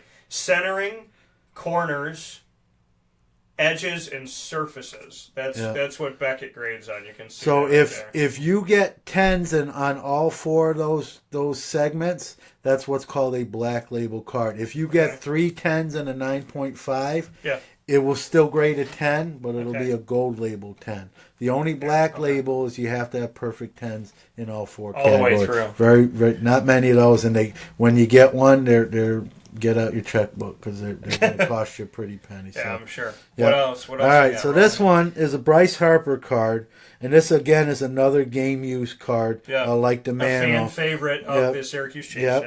Obviously, a modern day player, someone who's still playing. And what's neat about this card, there's only 25 made. This is actually the number 1 of 25. And what they typically do with the earlier run numbers, they will make them better. So if you look at this one, this is cut from the patches. So there's the Majestic logo, the SH from the Washington circle patch on the arm sleeve, and then a 3-color piping. So the game use cards that have these multicolored patches are more of a premium. People will pay more for these than just having a 1-color swatch, let's say. It's actually really cool because, we look at, and I'm going to use one as an example here. I have an Amir Abdullah graded, or it's 99 in the world. This is an Amir Abdullah rookie card. This is one of mine. So that is his jersey, a big patch, the big blue patch of his jersey.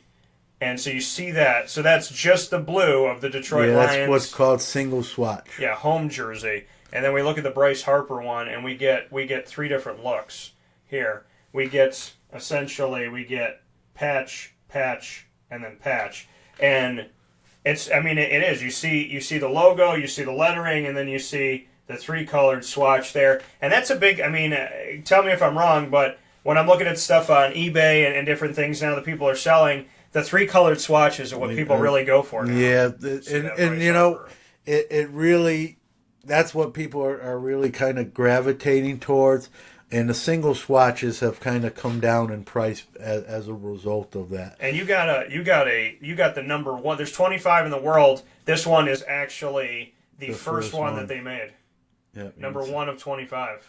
Yeah. So that's 25 in print, and this is the first one. Yeah, and what the companies will do on purpose is the 1, 2, 3, 4, 5, the early run numbers will have these multicolored swatches. So whoever has 2 of 25 probably has another part of that Washington patch, probably part of that Majestic logo that you see there, in 3 color. How much do we sell this baby This for? one goes for about $200 because of the premium. $200, 25 in the world.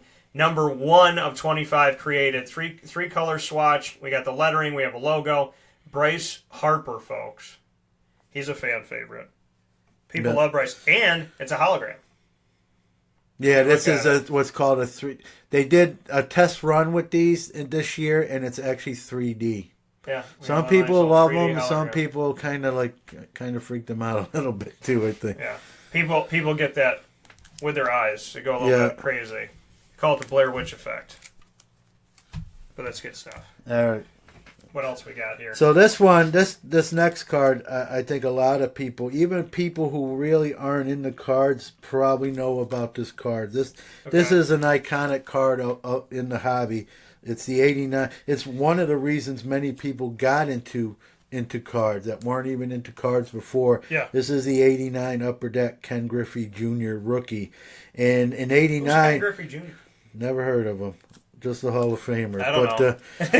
In 89, there was, it was Topps, there was Donruss, there was Fleer, and then this Carlsbad, California company called Upper Deck. Literally, a guy in his garage said, hey, I all these cards are kind of cardboard, dark gray. I want to do something different. I want different photography. I want close-ups of the player's face. I want to do stuff differently than what's been going on for the last 20 or 30 years in the hobby. Yeah. And Upper Deck was born literally out of a person's garage.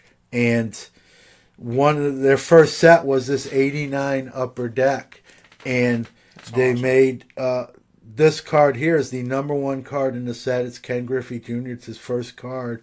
And people literally who weren't card collectors were buying Upper Deck packs just for the hunt to pull this card. Yeah. They weren't even collectors. They would just buy packs. Yeah. And so this card, in a sense, got people into the hobby. And this is also graded at this point. They don't come out like that. But It's an 8.5 near mint rookie card of the man, the myth, the living legend, Ken Griffey Jr. Yeah, and what's cool about this card is what you see here is that facial close-up. That was really not being done at that time, like with Topps and Fleer and Donruss. And Upper Deck said, hey, it's about the players. We don't have to do just in-action shots. Let's get these faces on the cards close up. Yeah, and the grading is beautiful. Centering 9.5, and corners 8.5, edges are a 9, surface is an 8. And then this card is famous for being off center and not great. So anything higher than an 8 for this card is actually still in pretty. And when good it's demand. off center, I mean, what are they saying to you on centering? Because you can't control that. No, you can't control it. You'll just see there'll be more white on one side. Let's say in this particular card's case than the other. Or centering is not just left and right; it's also top and bottom as well. Yeah, this is awesome. Ken Griffey Jr., rookie card. This is one of those cards you can show it to certain people, and they don't even have to be in the hobby. No. They know, they've seen this card. They know about this card. And the thing I think is really cool is that it's the number 1 card. Yeah, is number that one cards are traditionally have more value, especially if they're wind up being a superstar. And I feel like with the older sets that they put the better players at the beginning. Yep, they do. They have number 1 for Ken Griffey Jr. Yep. So this is a rookie card. In the Wake Up Call studios, we have a rookie card of Ken Griffey Jr. and Hank Aaron. Look at that, folks. Yeah, the last card of Hank. John Newman's going to have me spending money before he leaves my studio. I don't like it. Well, I do like it. I'm kidding. But, I mean, I have something to show. I have a couple things to show before we wrap up, too. All right, so this next one, another graded card. This is a 2011 Topps Update Mike Trout rookie. And today this card is $250, $260. But in 2011, while he was a highly regarded prospect, Yeah. He hadn't done anything officially yet in the major leagues. He was just anticipated. So at the time, this card was 10, 11, $10, $15, not a big deal. But as we know it today, now this is another iconic card in the hobby. And this brings me up to something else I was going to touch on, is a segment of the hobby called prospecting, and what people do, and I even do this a little bit of myself, is you buy a prospect before they hit the big leagues. Yeah. You buy them as many as you can at a lower price level, and you hope they pan out and hope all the scouts are right with their. So is that just you doing research and stuff? Because like Strasburg, you just buy up as much as you could for him. And I wasn't a Strasburg guy particularly, but I know what you're saying. And I brought another card of a guy speaking of Strasburg, a pitcher I like. His name's Tristan McKenzie. Okay. It's actually harder to prospect in today's card world than it was in 2011 because more people are doing it. Are you just trying to look up minor league stats? I mean, what are you? I'll go on to minor league sites. Okay. There's a minor league report that I subscribe to. There's minor. Believe it or not, there's a minor league podcast that literally goes from low rookie ball to AAA, and they talk about who's making strides, who's had setbacks, who's not looking like they're going to live up to the hype. And so I listen to those, and get that information. But it is harder to prospect in today's hobby because for a few reasons. Number one, more people are doing it, so there's more competition. And now some of these prospects, I'll use the Atlanta Braves prospect that a lot of people have probably heard about, Ronald Acuna. His stuff's already at price levels as if he's a 500 home run hitter. So to buy him now, even though he has not played in the major leagues yet, but he will be shortly. To me, doesn't make a lot of sense because some of his cards are four figures already, and he hasn't even stepped foot in an official major league at bat. So when you think of that, even if he does pan out, how much more over that $1,000 that you paid, and that's a risk. I mean, what if, God forbid, he has a career-ending injury, early in his career, and or he doesn't pan out, or he doesn't pan out, and now you've got four figures into a young player. I go more on the lower end when it comes to prospecting. It's getting harder to do that in today's hobby, but in 2011 it was a lot easier. Unfortunately, I didn't prospect with Mike Trout. This one that came after the fact. But there are a lot of people that bought these up at $10, maybe by the 50s and hundreds, and now you're looking at a $250, $260. And the crazy thing about this is not an autograph. There's no relic. There's no nothing. Nope. This is a base rookie card. It's a base rookie card. It's a base rookie Topps card of Mike Trout, and it is over $200 in value. It is a mint number 9, and this is coming to you from Professional Authenticator. So this is not Beckett. This is the Professional Authenticator. And really, PSA, which is Professional Sports Authenticator, and Beckett Grading, BGS, realistically are the two main grading. There are like 20 other grading companies. So for football, what is it, Beckett? They're really either or. Beckett, a lot of people Beckett or PSA. Yeah, those are the big two. It's kind of like the Burger King or McDonald's. So for any sport, we're looking at PSA or Beckett. It's not like if we go to a different sport. And if you talk to collectors, some will tell you they like one over the other. I like both. I probably would lean more towards Beckett. A lot of people like PSA more for the vintage, the older cards, and the Beckett for the newer, the more modern I will tell you that I like how Beckett makes it look on top. Their holders are also thicker. And sometimes, my big complaint, if I have one complaint about PSA, sometimes their cards move inside the case a little bit. That never happens with a Beckett graded card. So, this is funny. Like in 2011, that Update Topps pack would have cost you probably $1.50. Yeah. And now, if you can even find a sealed box, you're looking at probably almost $1,000 for a box, with no guarantee that there's even a Mike Trout in there. Just a hope that it's there. Yep.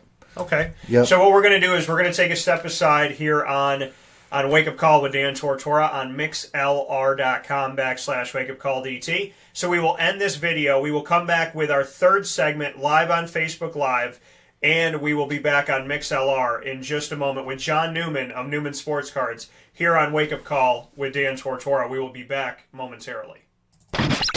This is a wake-up call fast break. Gear up with the real deal at Dry Sig Apparel, creating what people are going to see and learn about you before they even meet you. Gear up for what you need for your team, business, or event. To look professional, look good, and feel good, outfit yourself at DrySigApparel.com. That's DREISSIG Apparel.com. The only place to gear up with the real deal. Utica Pizza Company spells family. Your family, my family, their family. The recipes that they have shared with each other throughout the years and have now been so gracious to share them with us. I can sit here and talk with you about all the great things that are on the menu, but we'd be here forever. So let me say this. Utica Pizza Company is second to none. And now you can bring it home with you and you can dine in the restaurant. UticaPizzaCompany.com will give you all the information that you need. And let me say, these Utica greens, they're the best. Utica Pizza Company. Call them and place your order at 315-214-3060. That's 315-214-3060. Families break bread at Utica Pizza Company.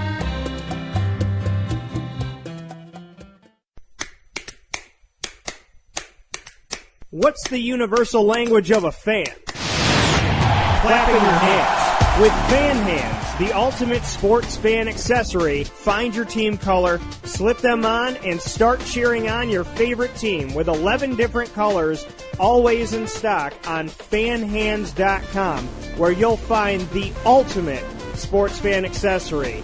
Real fans wear Fan Hands. Hi, this is Kira from Looking Glass Events, where we're always giving you a reason to celebrate. Whether you have a small business, large business, personal event, or wedding, we are available to plan and coordinate your dream event to life. Every detail, every step, Looking Glass Events is working with you all the way. Call us at 315-702-4653. That's 315-702-4653. Or contact us through our website, lgweddingsandevents.com. Looking Glass Events, giving you a reason to celebrate.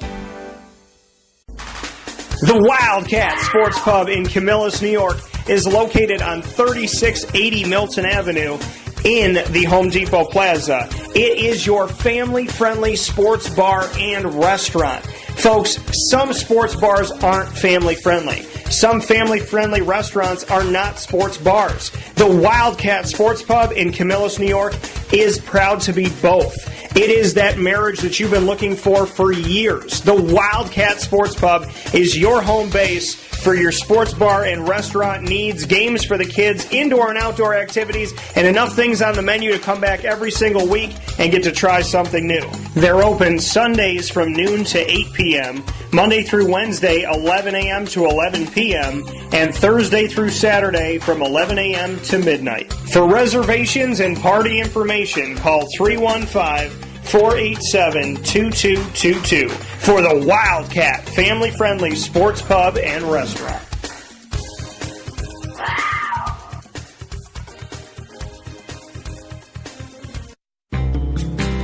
The Pen and Trophy Center on 111 East Willow Street in Syracuse, New York has been making memories for Central New York for over 60 years. It has the trophies for your teams, and when you walk in there, it's so much more than just that. When you walk into the Pen and Trophy Center, you are immersed in the reality that anything can be customized, anything can be engraved, whether it's for your anniversary, your wedding, your bar mitzvah, your birthday party, whatever you want to do with that memory, that watch from grandpa, or that bracelet from mom, or that wedding ring that's been passed down through your family. If you want to get something engraved with a memory to last a lifetime, the Pen and Trophy Center, 111 East Willow Street in Syracuse, New York, where memories are made and where memories last a lifetime.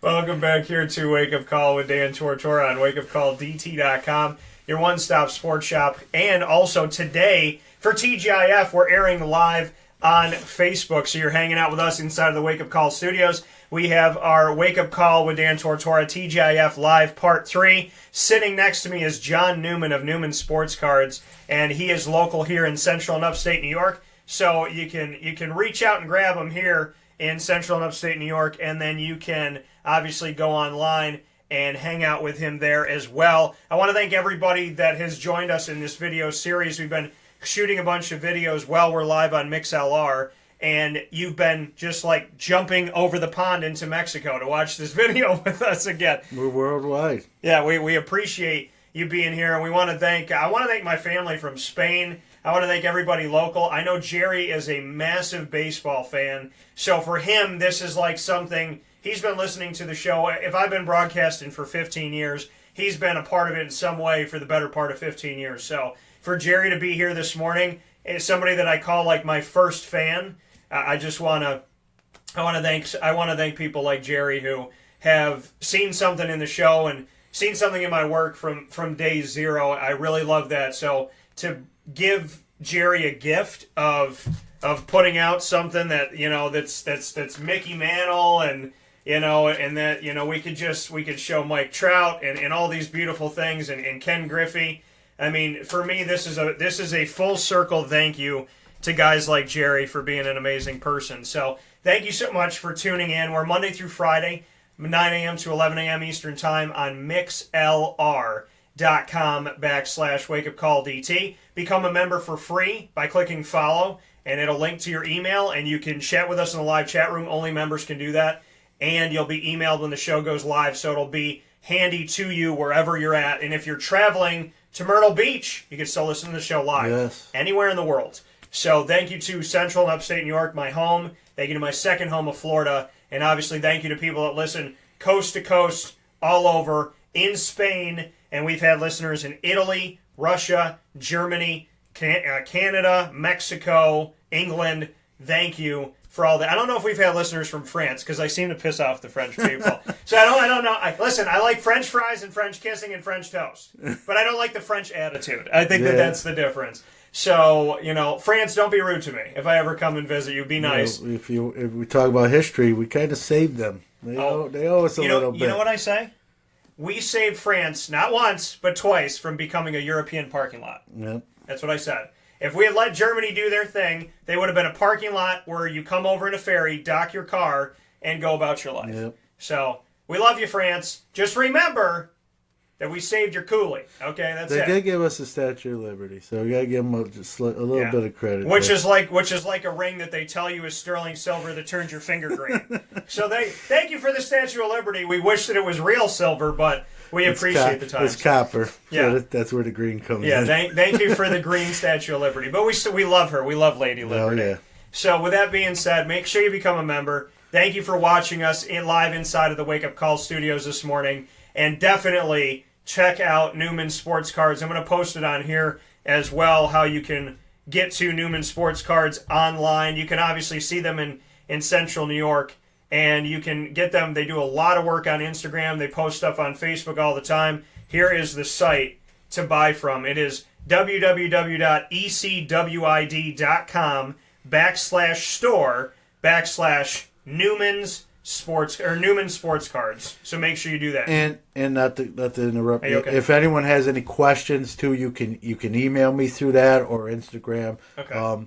I'm an advocate for the hobby. It's money's nice, don't get me wrong, but Right. that's not just my MO. If someone just has a question or wants to know what they might have a value or something like that, or just any kind of general advice, my door's always open. And the Instagram is at Newman underscore and then sports cards. Okay, so at Newman _ sports cards, you can check them out there as well. So at Newman _ sports cards for Instagram, definitely go and check them out there, because I know you guys post a lot on there. Yeah. Yep. We have a Facebook page that I'm trying to build up right now. It's kind of in its infancy stages. Yep, and we have that. We'll put the Facebook page up too. So the Facebook page is simple. It's just Newman Sports Cards. Yeah, and I believe it's all kind of one word. Might be one word.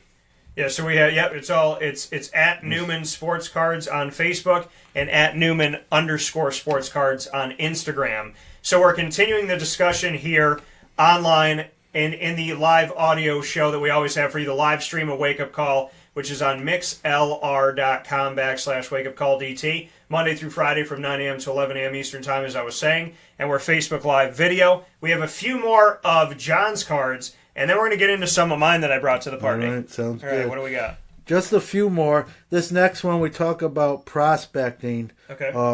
And this is a guy I'm gather many probably haven't heard of. His name's Tristan McKenzie. He's a prospect in the Indians organization. He's a pitcher. Yeah. Kind of got a build like a young Dwight Gooden. He's a guy I think's gonna pan out. We don't know. It's just a hunch. Yeah. And this particular card really is a 50-cent to $1 card.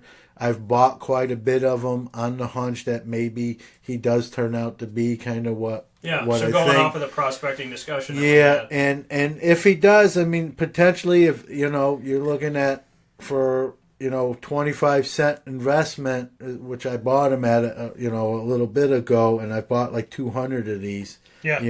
It may be $10 down the line. You know, and if he doesn't, I hope he does, but if he doesn't, you don't lose a ton of money. Okay, so let's show what we got here for.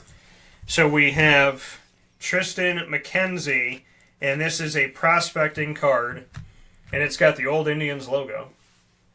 So that is a prospecting card. That is the old logo right there, folks, for you in the corner. And this is, like you said, this is a very, very cheap card from Bowman. Yep, which is owned by Topps. And you're just buying these up, hoping that this guy's going to be one of the guys that pans out, and then your investment goes from a 25-cent card to selling each of these for 15, and potentially something like that. Let's say, as an example, you sell 100 of those, and you're doing okay. Yeah, $1,500. Look at that. And the nice thing with prospecting like that, it's fun too, because you can kind of follow the player. You have an interest. Being a Mets fan, it also keeps me interested in baseball in general, not just all Mets. Yeah, and you never know what you're going to get. Yep. Who else we got? I see somebody here that I like very much. Yeah, this is a Jerry Rice rookie, and I brought this because it's Jerry Rice rookie. Greatest receiver of all time. I don't think many people will argue against that. And this is the crazy thing about a hobby, because here's a card. Jerry Rice, the greatest receiver of all time. It's a 1986 card. So you're talking about 31 years old, and yet it's still $40, $50 only. Yeah. And you have some of these rookie receivers now, and their cards are already worth more than Jerry Rice's rookie, and they haven't even done anything. And when you think about that, it's kind of crazy. It's ridiculous. And the thing is, these cards are so basic. This almost looks like something that you get out of like a Cracker Jack box with the striping. But this is a Jerry Rice rookie card for $35. Okay? This is the equivalent of me telling you that a steak dinner is going to cost you $2. Yeah. Okay, that's what this is. $35 for Jerry Rice rookie card, and there's a Des Bryant card out there that's probably $115. Something ridiculous. Look at this. Jerry Rice. Let me go the other way. And to me, if you can, if there's a Des Bryant card that's $200, and you tell me I could have 6 Jerry Rice rookies or that one Des Bryant card, I'll take the 6 Jerry Rice Mississippi rookies. Valley State. Let me ask you a question. Do you have a Mississippi Valley State card of Jerry Rice? Is there one anywhere? Because, folks, not only is he arguably the greatest receiver ever in NFL history, he came from Division III. Yep. Not 1A, not 1AA, not 2. This is Division III. And every time that somebody says to me, you can't make it this, you can't do that, or whatever, I always bring up Jerry Rice, and I say, listen, I don't have to make an argument beyond this point. Division III wide receiver, drafted into the NFL, greatest receiver of all time. And John and I, and hopefully you, got to watch him live with Steve Young numerous times. Look at that. Somebody tell you that you can't live your dreams, show them a Jerry Rice card. Yep. Do you have one? Do you have Mississippi Valley State? No, they didn't. I don't believe. Or is there any? There isn't. That's really his first card produced. So that's crazy. Not that I'm aware of, unless there's a local team set like a drugstore did.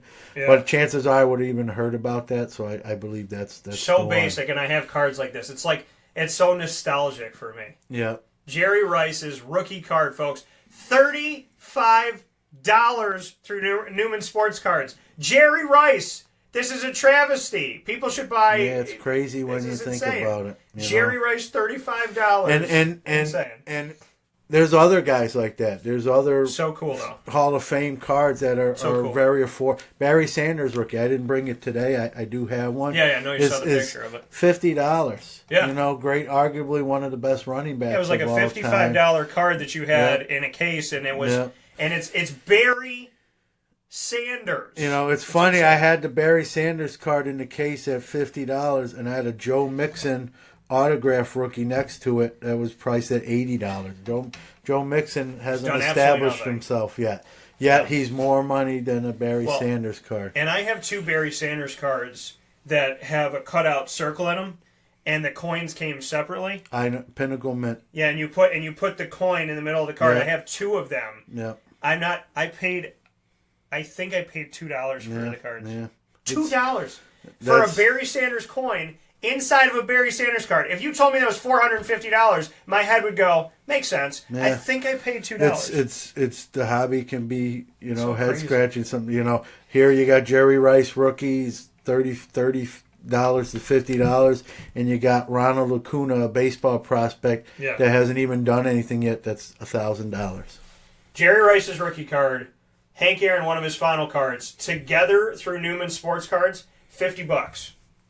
$50 for two of the greatest men in sports that have ever lived. Right here. And stayed out of trouble. But you know what? That's also, we're kind of have a little negative, but it's also a positive thing because it's still affordable. I love that it's affordable. For people but I'm saying, look at this. I'm saying if you, John Newman right here, the owner of Newman Sports Cards, $50 to have in your possession two of the greatest players of all time, and like I said, stayed out of trouble. You didn't see National Enquirer Hank Aaron. You didn't see Jerry Rice on TMZ or the equivalent. These are really, really hardworking, amazing players. And for the price of that, to put that in your wake-up call studio, look at that. That's insane. That's amazing.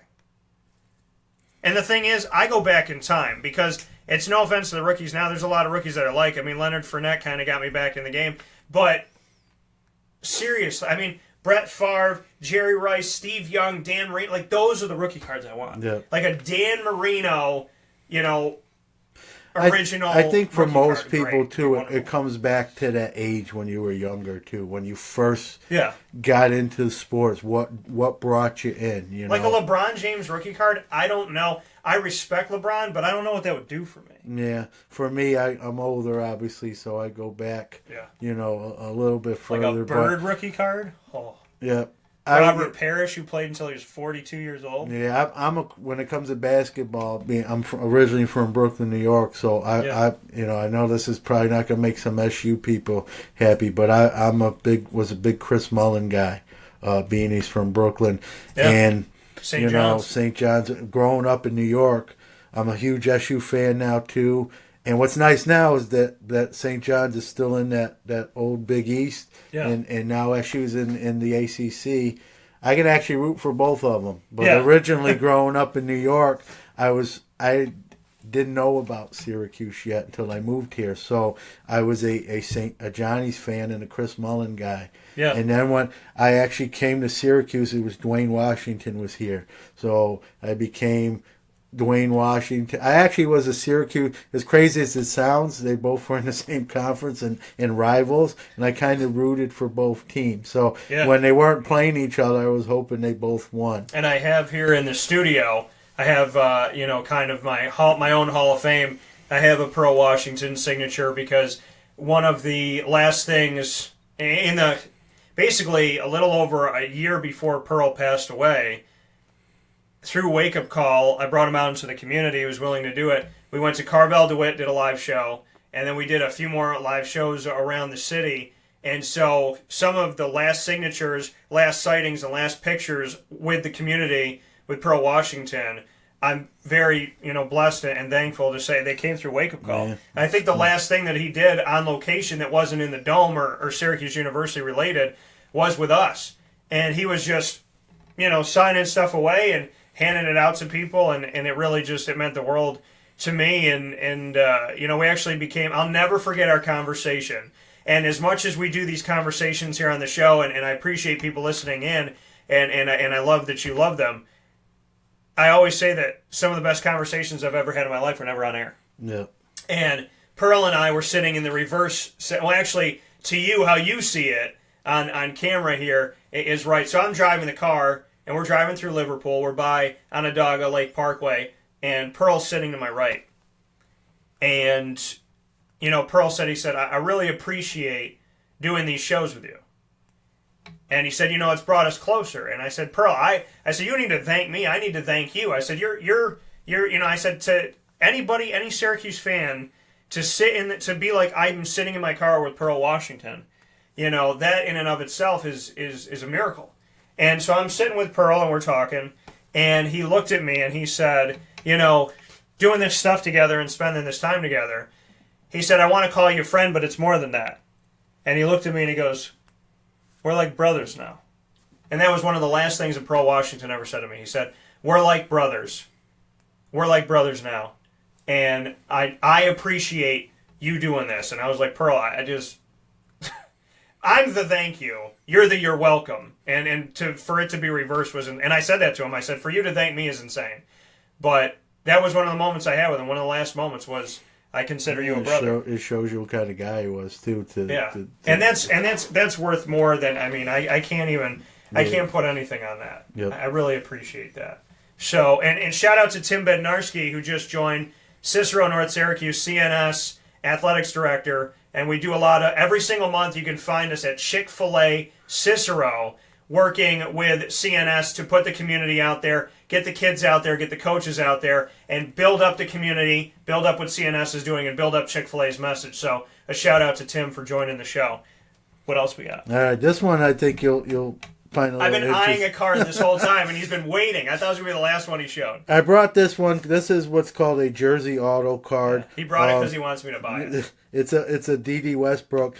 And sometimes in the card world, players will get drafted, especially in football, even more so. Yeah. And they are good, but they have to kind of bide their time and wait till an opportunity arises. You can speak more to this, Dan, than even I can, being the Jaguars guy.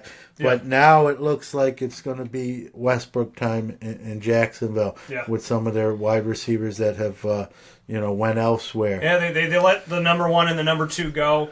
I was surprised in Allen Hurns because even though Allen Hurns came from Miami, and I have his rookie card, even though Hurnsy came from there, he wasn't a highly touted guy. He was totally forgotten. I don't think many people knew his name. Now that he's with the Dallas Cowboys, everybody wants to know who Allen Hurns is, and you should listen to Wake Up Call if you want to find out, because he was on the show for the last 2 or 3 years. And it was just funny to me how, his card's worth nothing. You can go find his card for $1, his rookie card, and they let Hurns go. That surprised me. But Allen Robinson, it didn't. And reason being is Allen Robinson was in a contract year, and he tore his ACL. So he didn't play this entire season. The most successful season the Jaguars have had in over a decade plus came without their number 1 wide receiver. Keelan Cole stepped in as the number 4. Jadon Mickens, I said him and Keelan were number 4 and 5. He said try 6 and 7 or 5 and 6. Very humble. Jadon was living in his car because he didn't know if he was going to get the job and keep it with the Jaguars. Keelan, Jadon, D.D. Westbrook was injured most of the season. So we look at all those. Marquise Lee, who is the 3rd-string guy, they made it to the AFC Championship and almost advanced to the Super Bowl with a quarterback that had a tear in his right wrist from December of 2016 that took shots in his wrist to play when everybody's worried about the little bum thumb of Tom Brady. We're talking about a right wrist tear with Blake Bortles, who people already don't give respect to, and he's throwing touchdowns to his 4th, 5th, 6th string wide receivers, which shows to me a good quarterback when you can connect with the guys that don't have the name. And then the Jacksonville Jaguars right now proved that they didn't need Allen Robinson and didn't have to waste the money, so they didn't. And you got Marquise Lee, who I don't think is the number one yet. You got Dante Moncrief, who is underutilized in Indianapolis, and he's young, and we can get a lot of years out of him. You got D.D. Westbrook, who only played a few games last season as a rookie. So technically, according to the Ben Simmons rule, he could still be a rookie this year. Yep. And then, not according to Donovan Mitchell. So, D.D. Westbrook's there. We have Keelan Cole, Jadon Mickens, ton of guys. And D.D. has the opportunity to spark to a number 1 or a number 2, depending on what he can do on the outside. So, yeah, I mean, this is going to be a fun year for D.D. Westbrook. This is what I call buy low, sell high. Because D.D. Westbrook, just like a couple cards I'm going to show you in a few minutes of my collection, D.D. is one of those guys that you could get a card here for a very inexpensive price, I would imagine. And then after the season, depending on what this man does, this card, in my opinion, could float. You know, we could say, let's just brass tacks it. How much would you say this card's worth right now? Probably $10, $15. Okay, $10, $15. He has a breakout season. We're talking 65? Maybe not 55? That high. Maybe 50? Something it'll like probably go in stages. People kind of want to see it not just one year, but like if he has a second great year, then you're looking at that potentially. Yep. Now, and this is a D.D. Westbrook. There is 150 in the world. As you can see, this is number 147. This is one of my favorite types of cards. There's 3 reasons why I like it. Okay, number 1, look at the light. It's a refractor. Autograph, jersey. So a refractor card, I already love those. Autograph card and a jersey card all in one. And this is $10-15. D.D. Westbrook.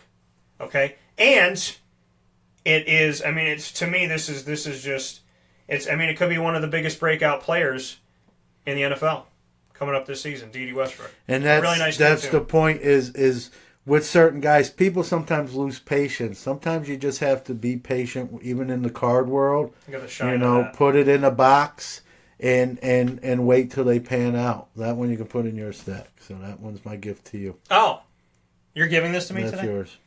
You'll appreciate it being a Jags fan. Probably. Live on Wake Up Call. Live gift. A live gift to me. This is amazing. John just decided to give me this entire collection for free. Look at that. No, I'm kidding. But the thing is, as soon as I saw him have this card, I was like, I know he's got a trick up his sleeve because he's a good man. And John's a really nice guy. But yeah, I mean, thank you. Oh, jeez, you dropped it. Just throwing another round. But it's welcome. covered. It's in its casing. But thank you so much for this. No, yeah, you're welcome. I greatly appreciate it. Hopefully, he lives up to the potential. I had a feeling that when I saw this card, I was like, knowing John, he's going to be like, put this in your pile and don't ask me any questions. Yeah, exactly. That's good customer service. Take note, folks.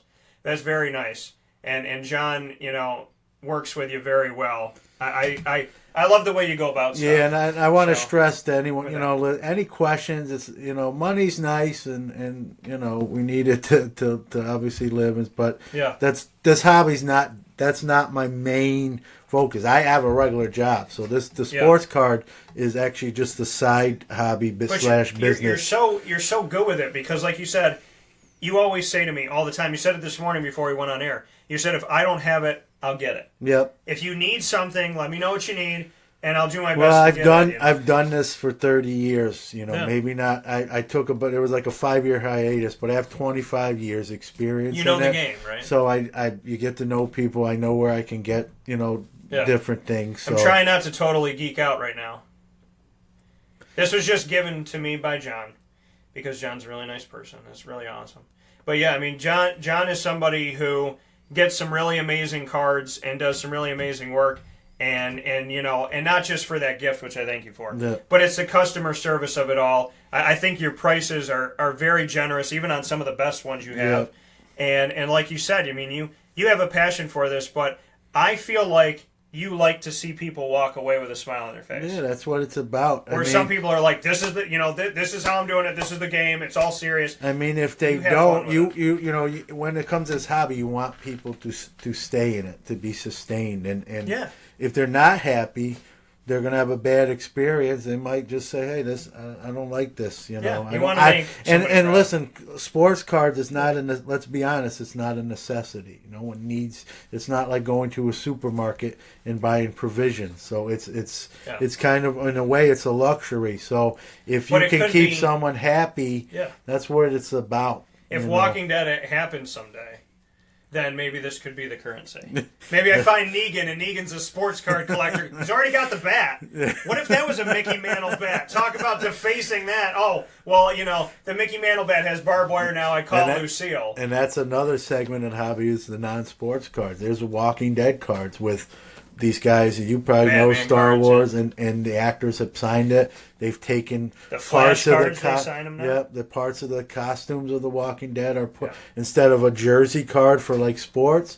They have a part of the actors' costumes in the. Well, cards. I have some qualms with the Flash cards because it's like, oh, you can find an autograph, you can find a piece of a costume or something like that. And it's like, I can't tell you how many packs I open. You don't find anything. Yeah. So, step your game up, Flash TV series, because I love you very much.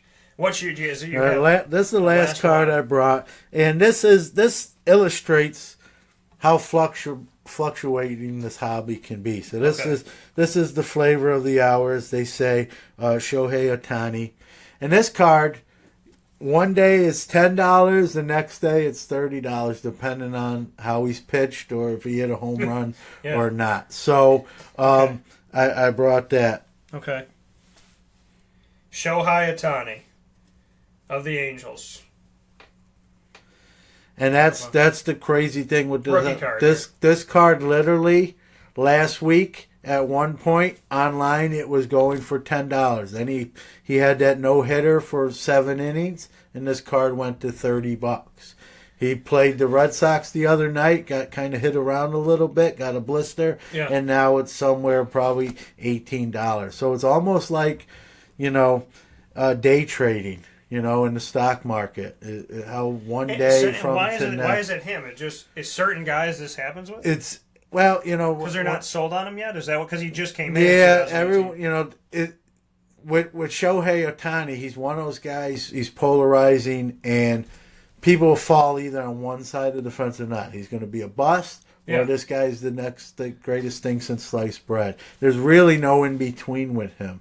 When I post something, I'll get, I'll usually sell him because he is popular, but I'll get as many people saying, man, that card's great. I'll get some people that will say, this guy's not what people think, he's going to be a bust. But that's also the beauty of the hobby, too, is you can have those debates and those discussions. And now the proof's going to be in pudding. We're going to watch and see what this guy is going to become. Someone's going to be right, and someone's going to be wrong, and 10 years from now, someone's going to brag, I told you so. Shall I show you some of my collection? Sure, I'd love to see them. All right. Now, I have a ton. I've been collecting cards since I was a child, and I used to collect NBA cards and try and collect every rookie. But we're talking about like Kobe Bryant, Allen Iverson, all those. I had like the Allen Iverson bumpy basketball cards where you could feel like the basketball. So I'm going to show you a few of mine because I wanted to kind of show you different type of things. So this is the one that I had shown you before. It's a rookie card of Amir Abdullah. It's a single patch. It's a big one here, and it's numbered. So for this one, there is 99 in the world. This is number 51. And going, not to cut you off, but going with the patch cards too, Dan. The bigger the patch, people like the bigger patches. So if that was a smaller patch, there'd be probably less demand for it. But the fact that it's a jumbo, what's called a jumbo swatch, people like that. So Johnny, my Detroit Lions, my resident Detroit Lions fan in Central New York, I have this in my possession, and it's only $500. No, I'm kidding. I'm kidding, but it is here. And then I have Tyler Lockett, who plays for the Seattle Seahawks. I have his rookie autograph from Kansas State. I have that one. Now, and we're going to have to spend another show on this, but there's the on autograph signing, and there's the sticker signing that they put on. Yeah, and I there's have the people. sticker. There's people like you said. We could talk about it at another time, but there's people that don't like those sticker ones. I kind of fall in between. It's still an autograph. What material it's on is kind of secondary, but Harold Carmichael, old quarterback of the Philadelphia Eagles. A nice little vintage classic autograph on a new set that I got. And then here's the boy, number 74 out of 75, the man that used to spend so much time with the Carolina Panthers, Jonathan Stewart. It's an autograph of Jonathan Stewart. This one I'm putting up because of John. He's a Steelers fan. This is a refractor that has the Panini Authentic crest in there, and it's numbered, and it's signed by T.J. Watt, J.J. Watt's brother. And it's a refractor. This one I like a lot. It's Malcolm Brown who played... I actually pulled this out of a pack. And as a kid growing up, I never pulled autographs out of packs, ever. And I was able to pull this one out. This is a full letter from the name on the back of the jersey for Malcolm Brown. It is the full letter N on his jersey. I've never seen this before, that they had the full letter. I've never had one of these before. And he signed his letter that's into the card. This is Malcolm Brown. There's only 50 in the world. Yep, those are neat. Those are really cool. So Malcolm Brown, I have that. Jamal Williams, a guy that had a pretty nice rookie season, looking to do more for the Packers. Refractor with his jersey here, the one-color swatch. This one I like. This is an old-school one. There is 99 in the world. It's Fran Tarkenton, piece of his jersey, in a newer set as they go back and find the older players. Yeah, and they're doing a lot more of that. So I think part of that is to bring some of those older collectors back. Like, hey, your favorite players, he may not be playing now, but you have a reason to open this product again. Like Damon Stoudemire has a bunch of autographs in like the 2015 or 16 sets for basketball. This man's got new life with the Rams, so this could be worth something here. This is a rookie card of Brandon Cooks with his jersey. And this is one of the ones that it's like, maybe it's not worth a ton now, but it could go up depending on what he does in Los Angeles. Yep. Even though it's not a Rams I was surprised. card. I thought he was going to have actually a better year with Brady, but yeah, me too. This is a 2-color swatch, and it's 99 in the world. I know that this guy hasn't done that well, but I just think the card's cool. It's Brett Hundley, autographed, 2-color. You got that Green Bay green and white. And then this one I saved for last of the ones I'm going to show you of this series. And this is the Rookies and Stars Longevity Peyton Manning refractor with a piece of his jersey from the Colts. And I saved this one because of where I got the card. I went into the Salvation Army. Somebody had given a ton of their cards. And what the Salvation Army did was they put about 50 cards in a plastic bag. Put the plastic bag together, hockey, football, whatever. So I pulled from one thing about 25, 30 rookies, good rookies. And I pulled this jersey card of Peyton Manning from the Salvation Army. And it's in really, really good condition. So, and then here is my kind of my stars here. So don't look at the price in the corner here because the price isn't accurate. I actually got a really good deal on this. So this is a refractor, rookie, jersey, autographed Leonard Fournette. I love this. Big fan of Leonard Fournette. I wanted the Jaguars to get him. They did exactly that and went after that with their picks. And then these are not in anything, but these are ones that I pulled from actual packs. So this is a Leonard Fournette, the Rooks, and that is his combine picture. We have Night School with Leonard Fournette. And then I pulled this one from Prestige. It's another Leonard Fournette. These are all the base cards, but this is rookie card. So good stuff. I got another rookie autograph card of Leonard Fournette from Panini. That's the sticker one. We have a Blake Bortles. Here's a difference here. This is a sticker card of Leonard Fournette. This is an on-card signing of Blake Bortles. And people do put a premium on the on-card autos. Yeah. Little difference here. Yeah. My opinion is you that... see the sticker. And one of the reasons the sticker autos exist, for those that may not know, is the companies will send sheets of these stickers to the player's home. Yeah. And then they sign them at their convenience and then get them back to the company. Yeah. And that's how they put them onto the card. So people like the on-card autos. Because they have to touch the card. Because they're unless you're Dak Prescott. Yeah. Or Eli Manning. This is a jersey card. I just love the big Jaguars logo in the back. Yeah. Their logo is one of my favorite logos of all time of anything. So I love the new logo. I think they should keep that forever. So that's a rookie card. Now, I have some that I bought that were graded, and these are the Beckett grades, and these are gold ones. So I'm going to show you this one first. This is the Showbound 10 in the world. 10 in the world, Blake Bortles signed on card. The Beckett autograph is given a 10, Yep. and it is a Gem Mint 9.5 from Beckett. That's nice. So that's what this looks like. Very simple card. Kind of with the number 5, it looks like he played for Stanford because of the color of the card. But this is Blake Bortles' on-card signature, 10 in the world, graded by Beckett, gold, 10 autograph, so that is perfect, and a 9.5 score. And we see that the centering, the edges are a 10, the corners and the surfaces are a 9.5. You actually, that wasn't too far away from being a black label, just 2.5s. Yeah, that's it. And then I got a Blake Bortles 3-color jersey card, 75 in the world. This is number 17 that was made. It is white, teal, and gold. This is a Surface 10, 9.5s with centering edges and the corners. So that's another Beckett gold label, 9.5. And you can see Blake Bortles. And these cards were like $10 at the beginning of the 2017-18 season, and then people wanted 100, 60. Tried to sell these very high. Some of them were inordinate amount of money, too much. The hobbies, and that's part of the fun of the hobby is how things can fluctuate like that. The stories itself based on, hey, I bought this for this, and it's this now. Yeah. And so the final thing that we have here is we went a little bit over today, but we did that because we love you. Now, the marking is on the actual plastic. So this marking is not on the card. This is in suspended air is what I like to call it.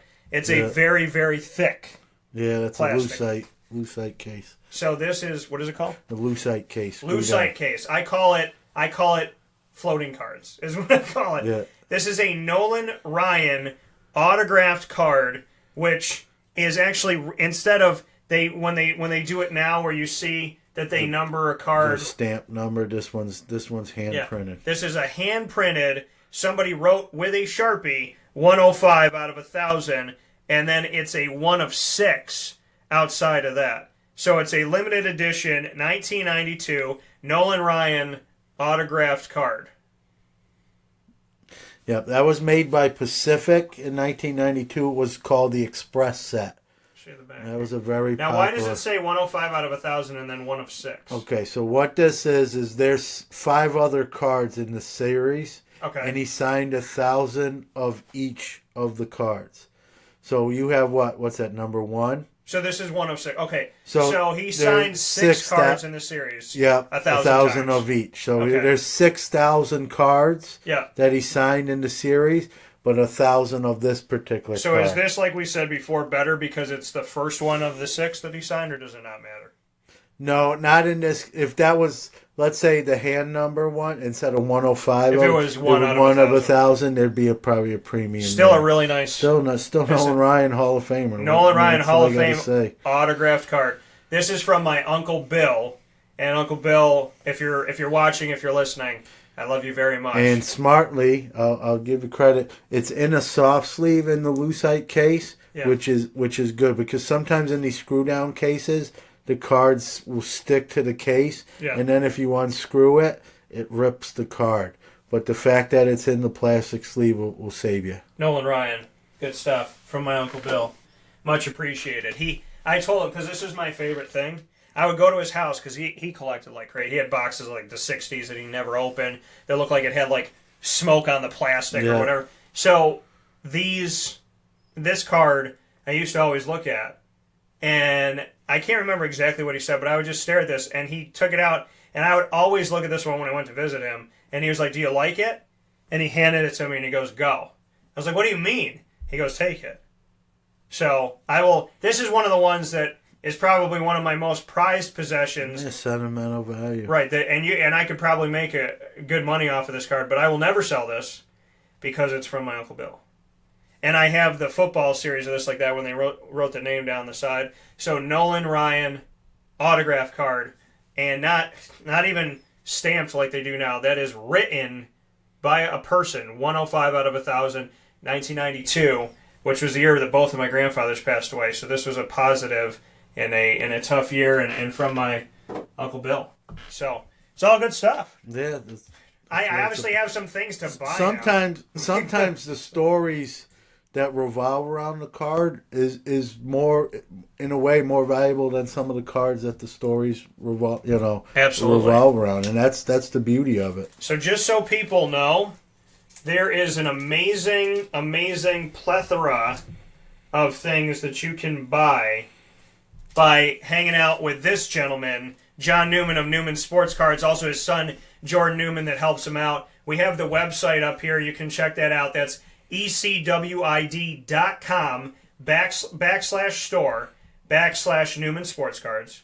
And then you can also go on Instagram at Newman_Sports Cards. And right here on Facebook, Newman Sports Cards, all one word. So it's at Newman Sports Cards. John, I mean, I think that the sheer response of people watching and listening today has more than proven that an idea that I had years ago might have found the right guy.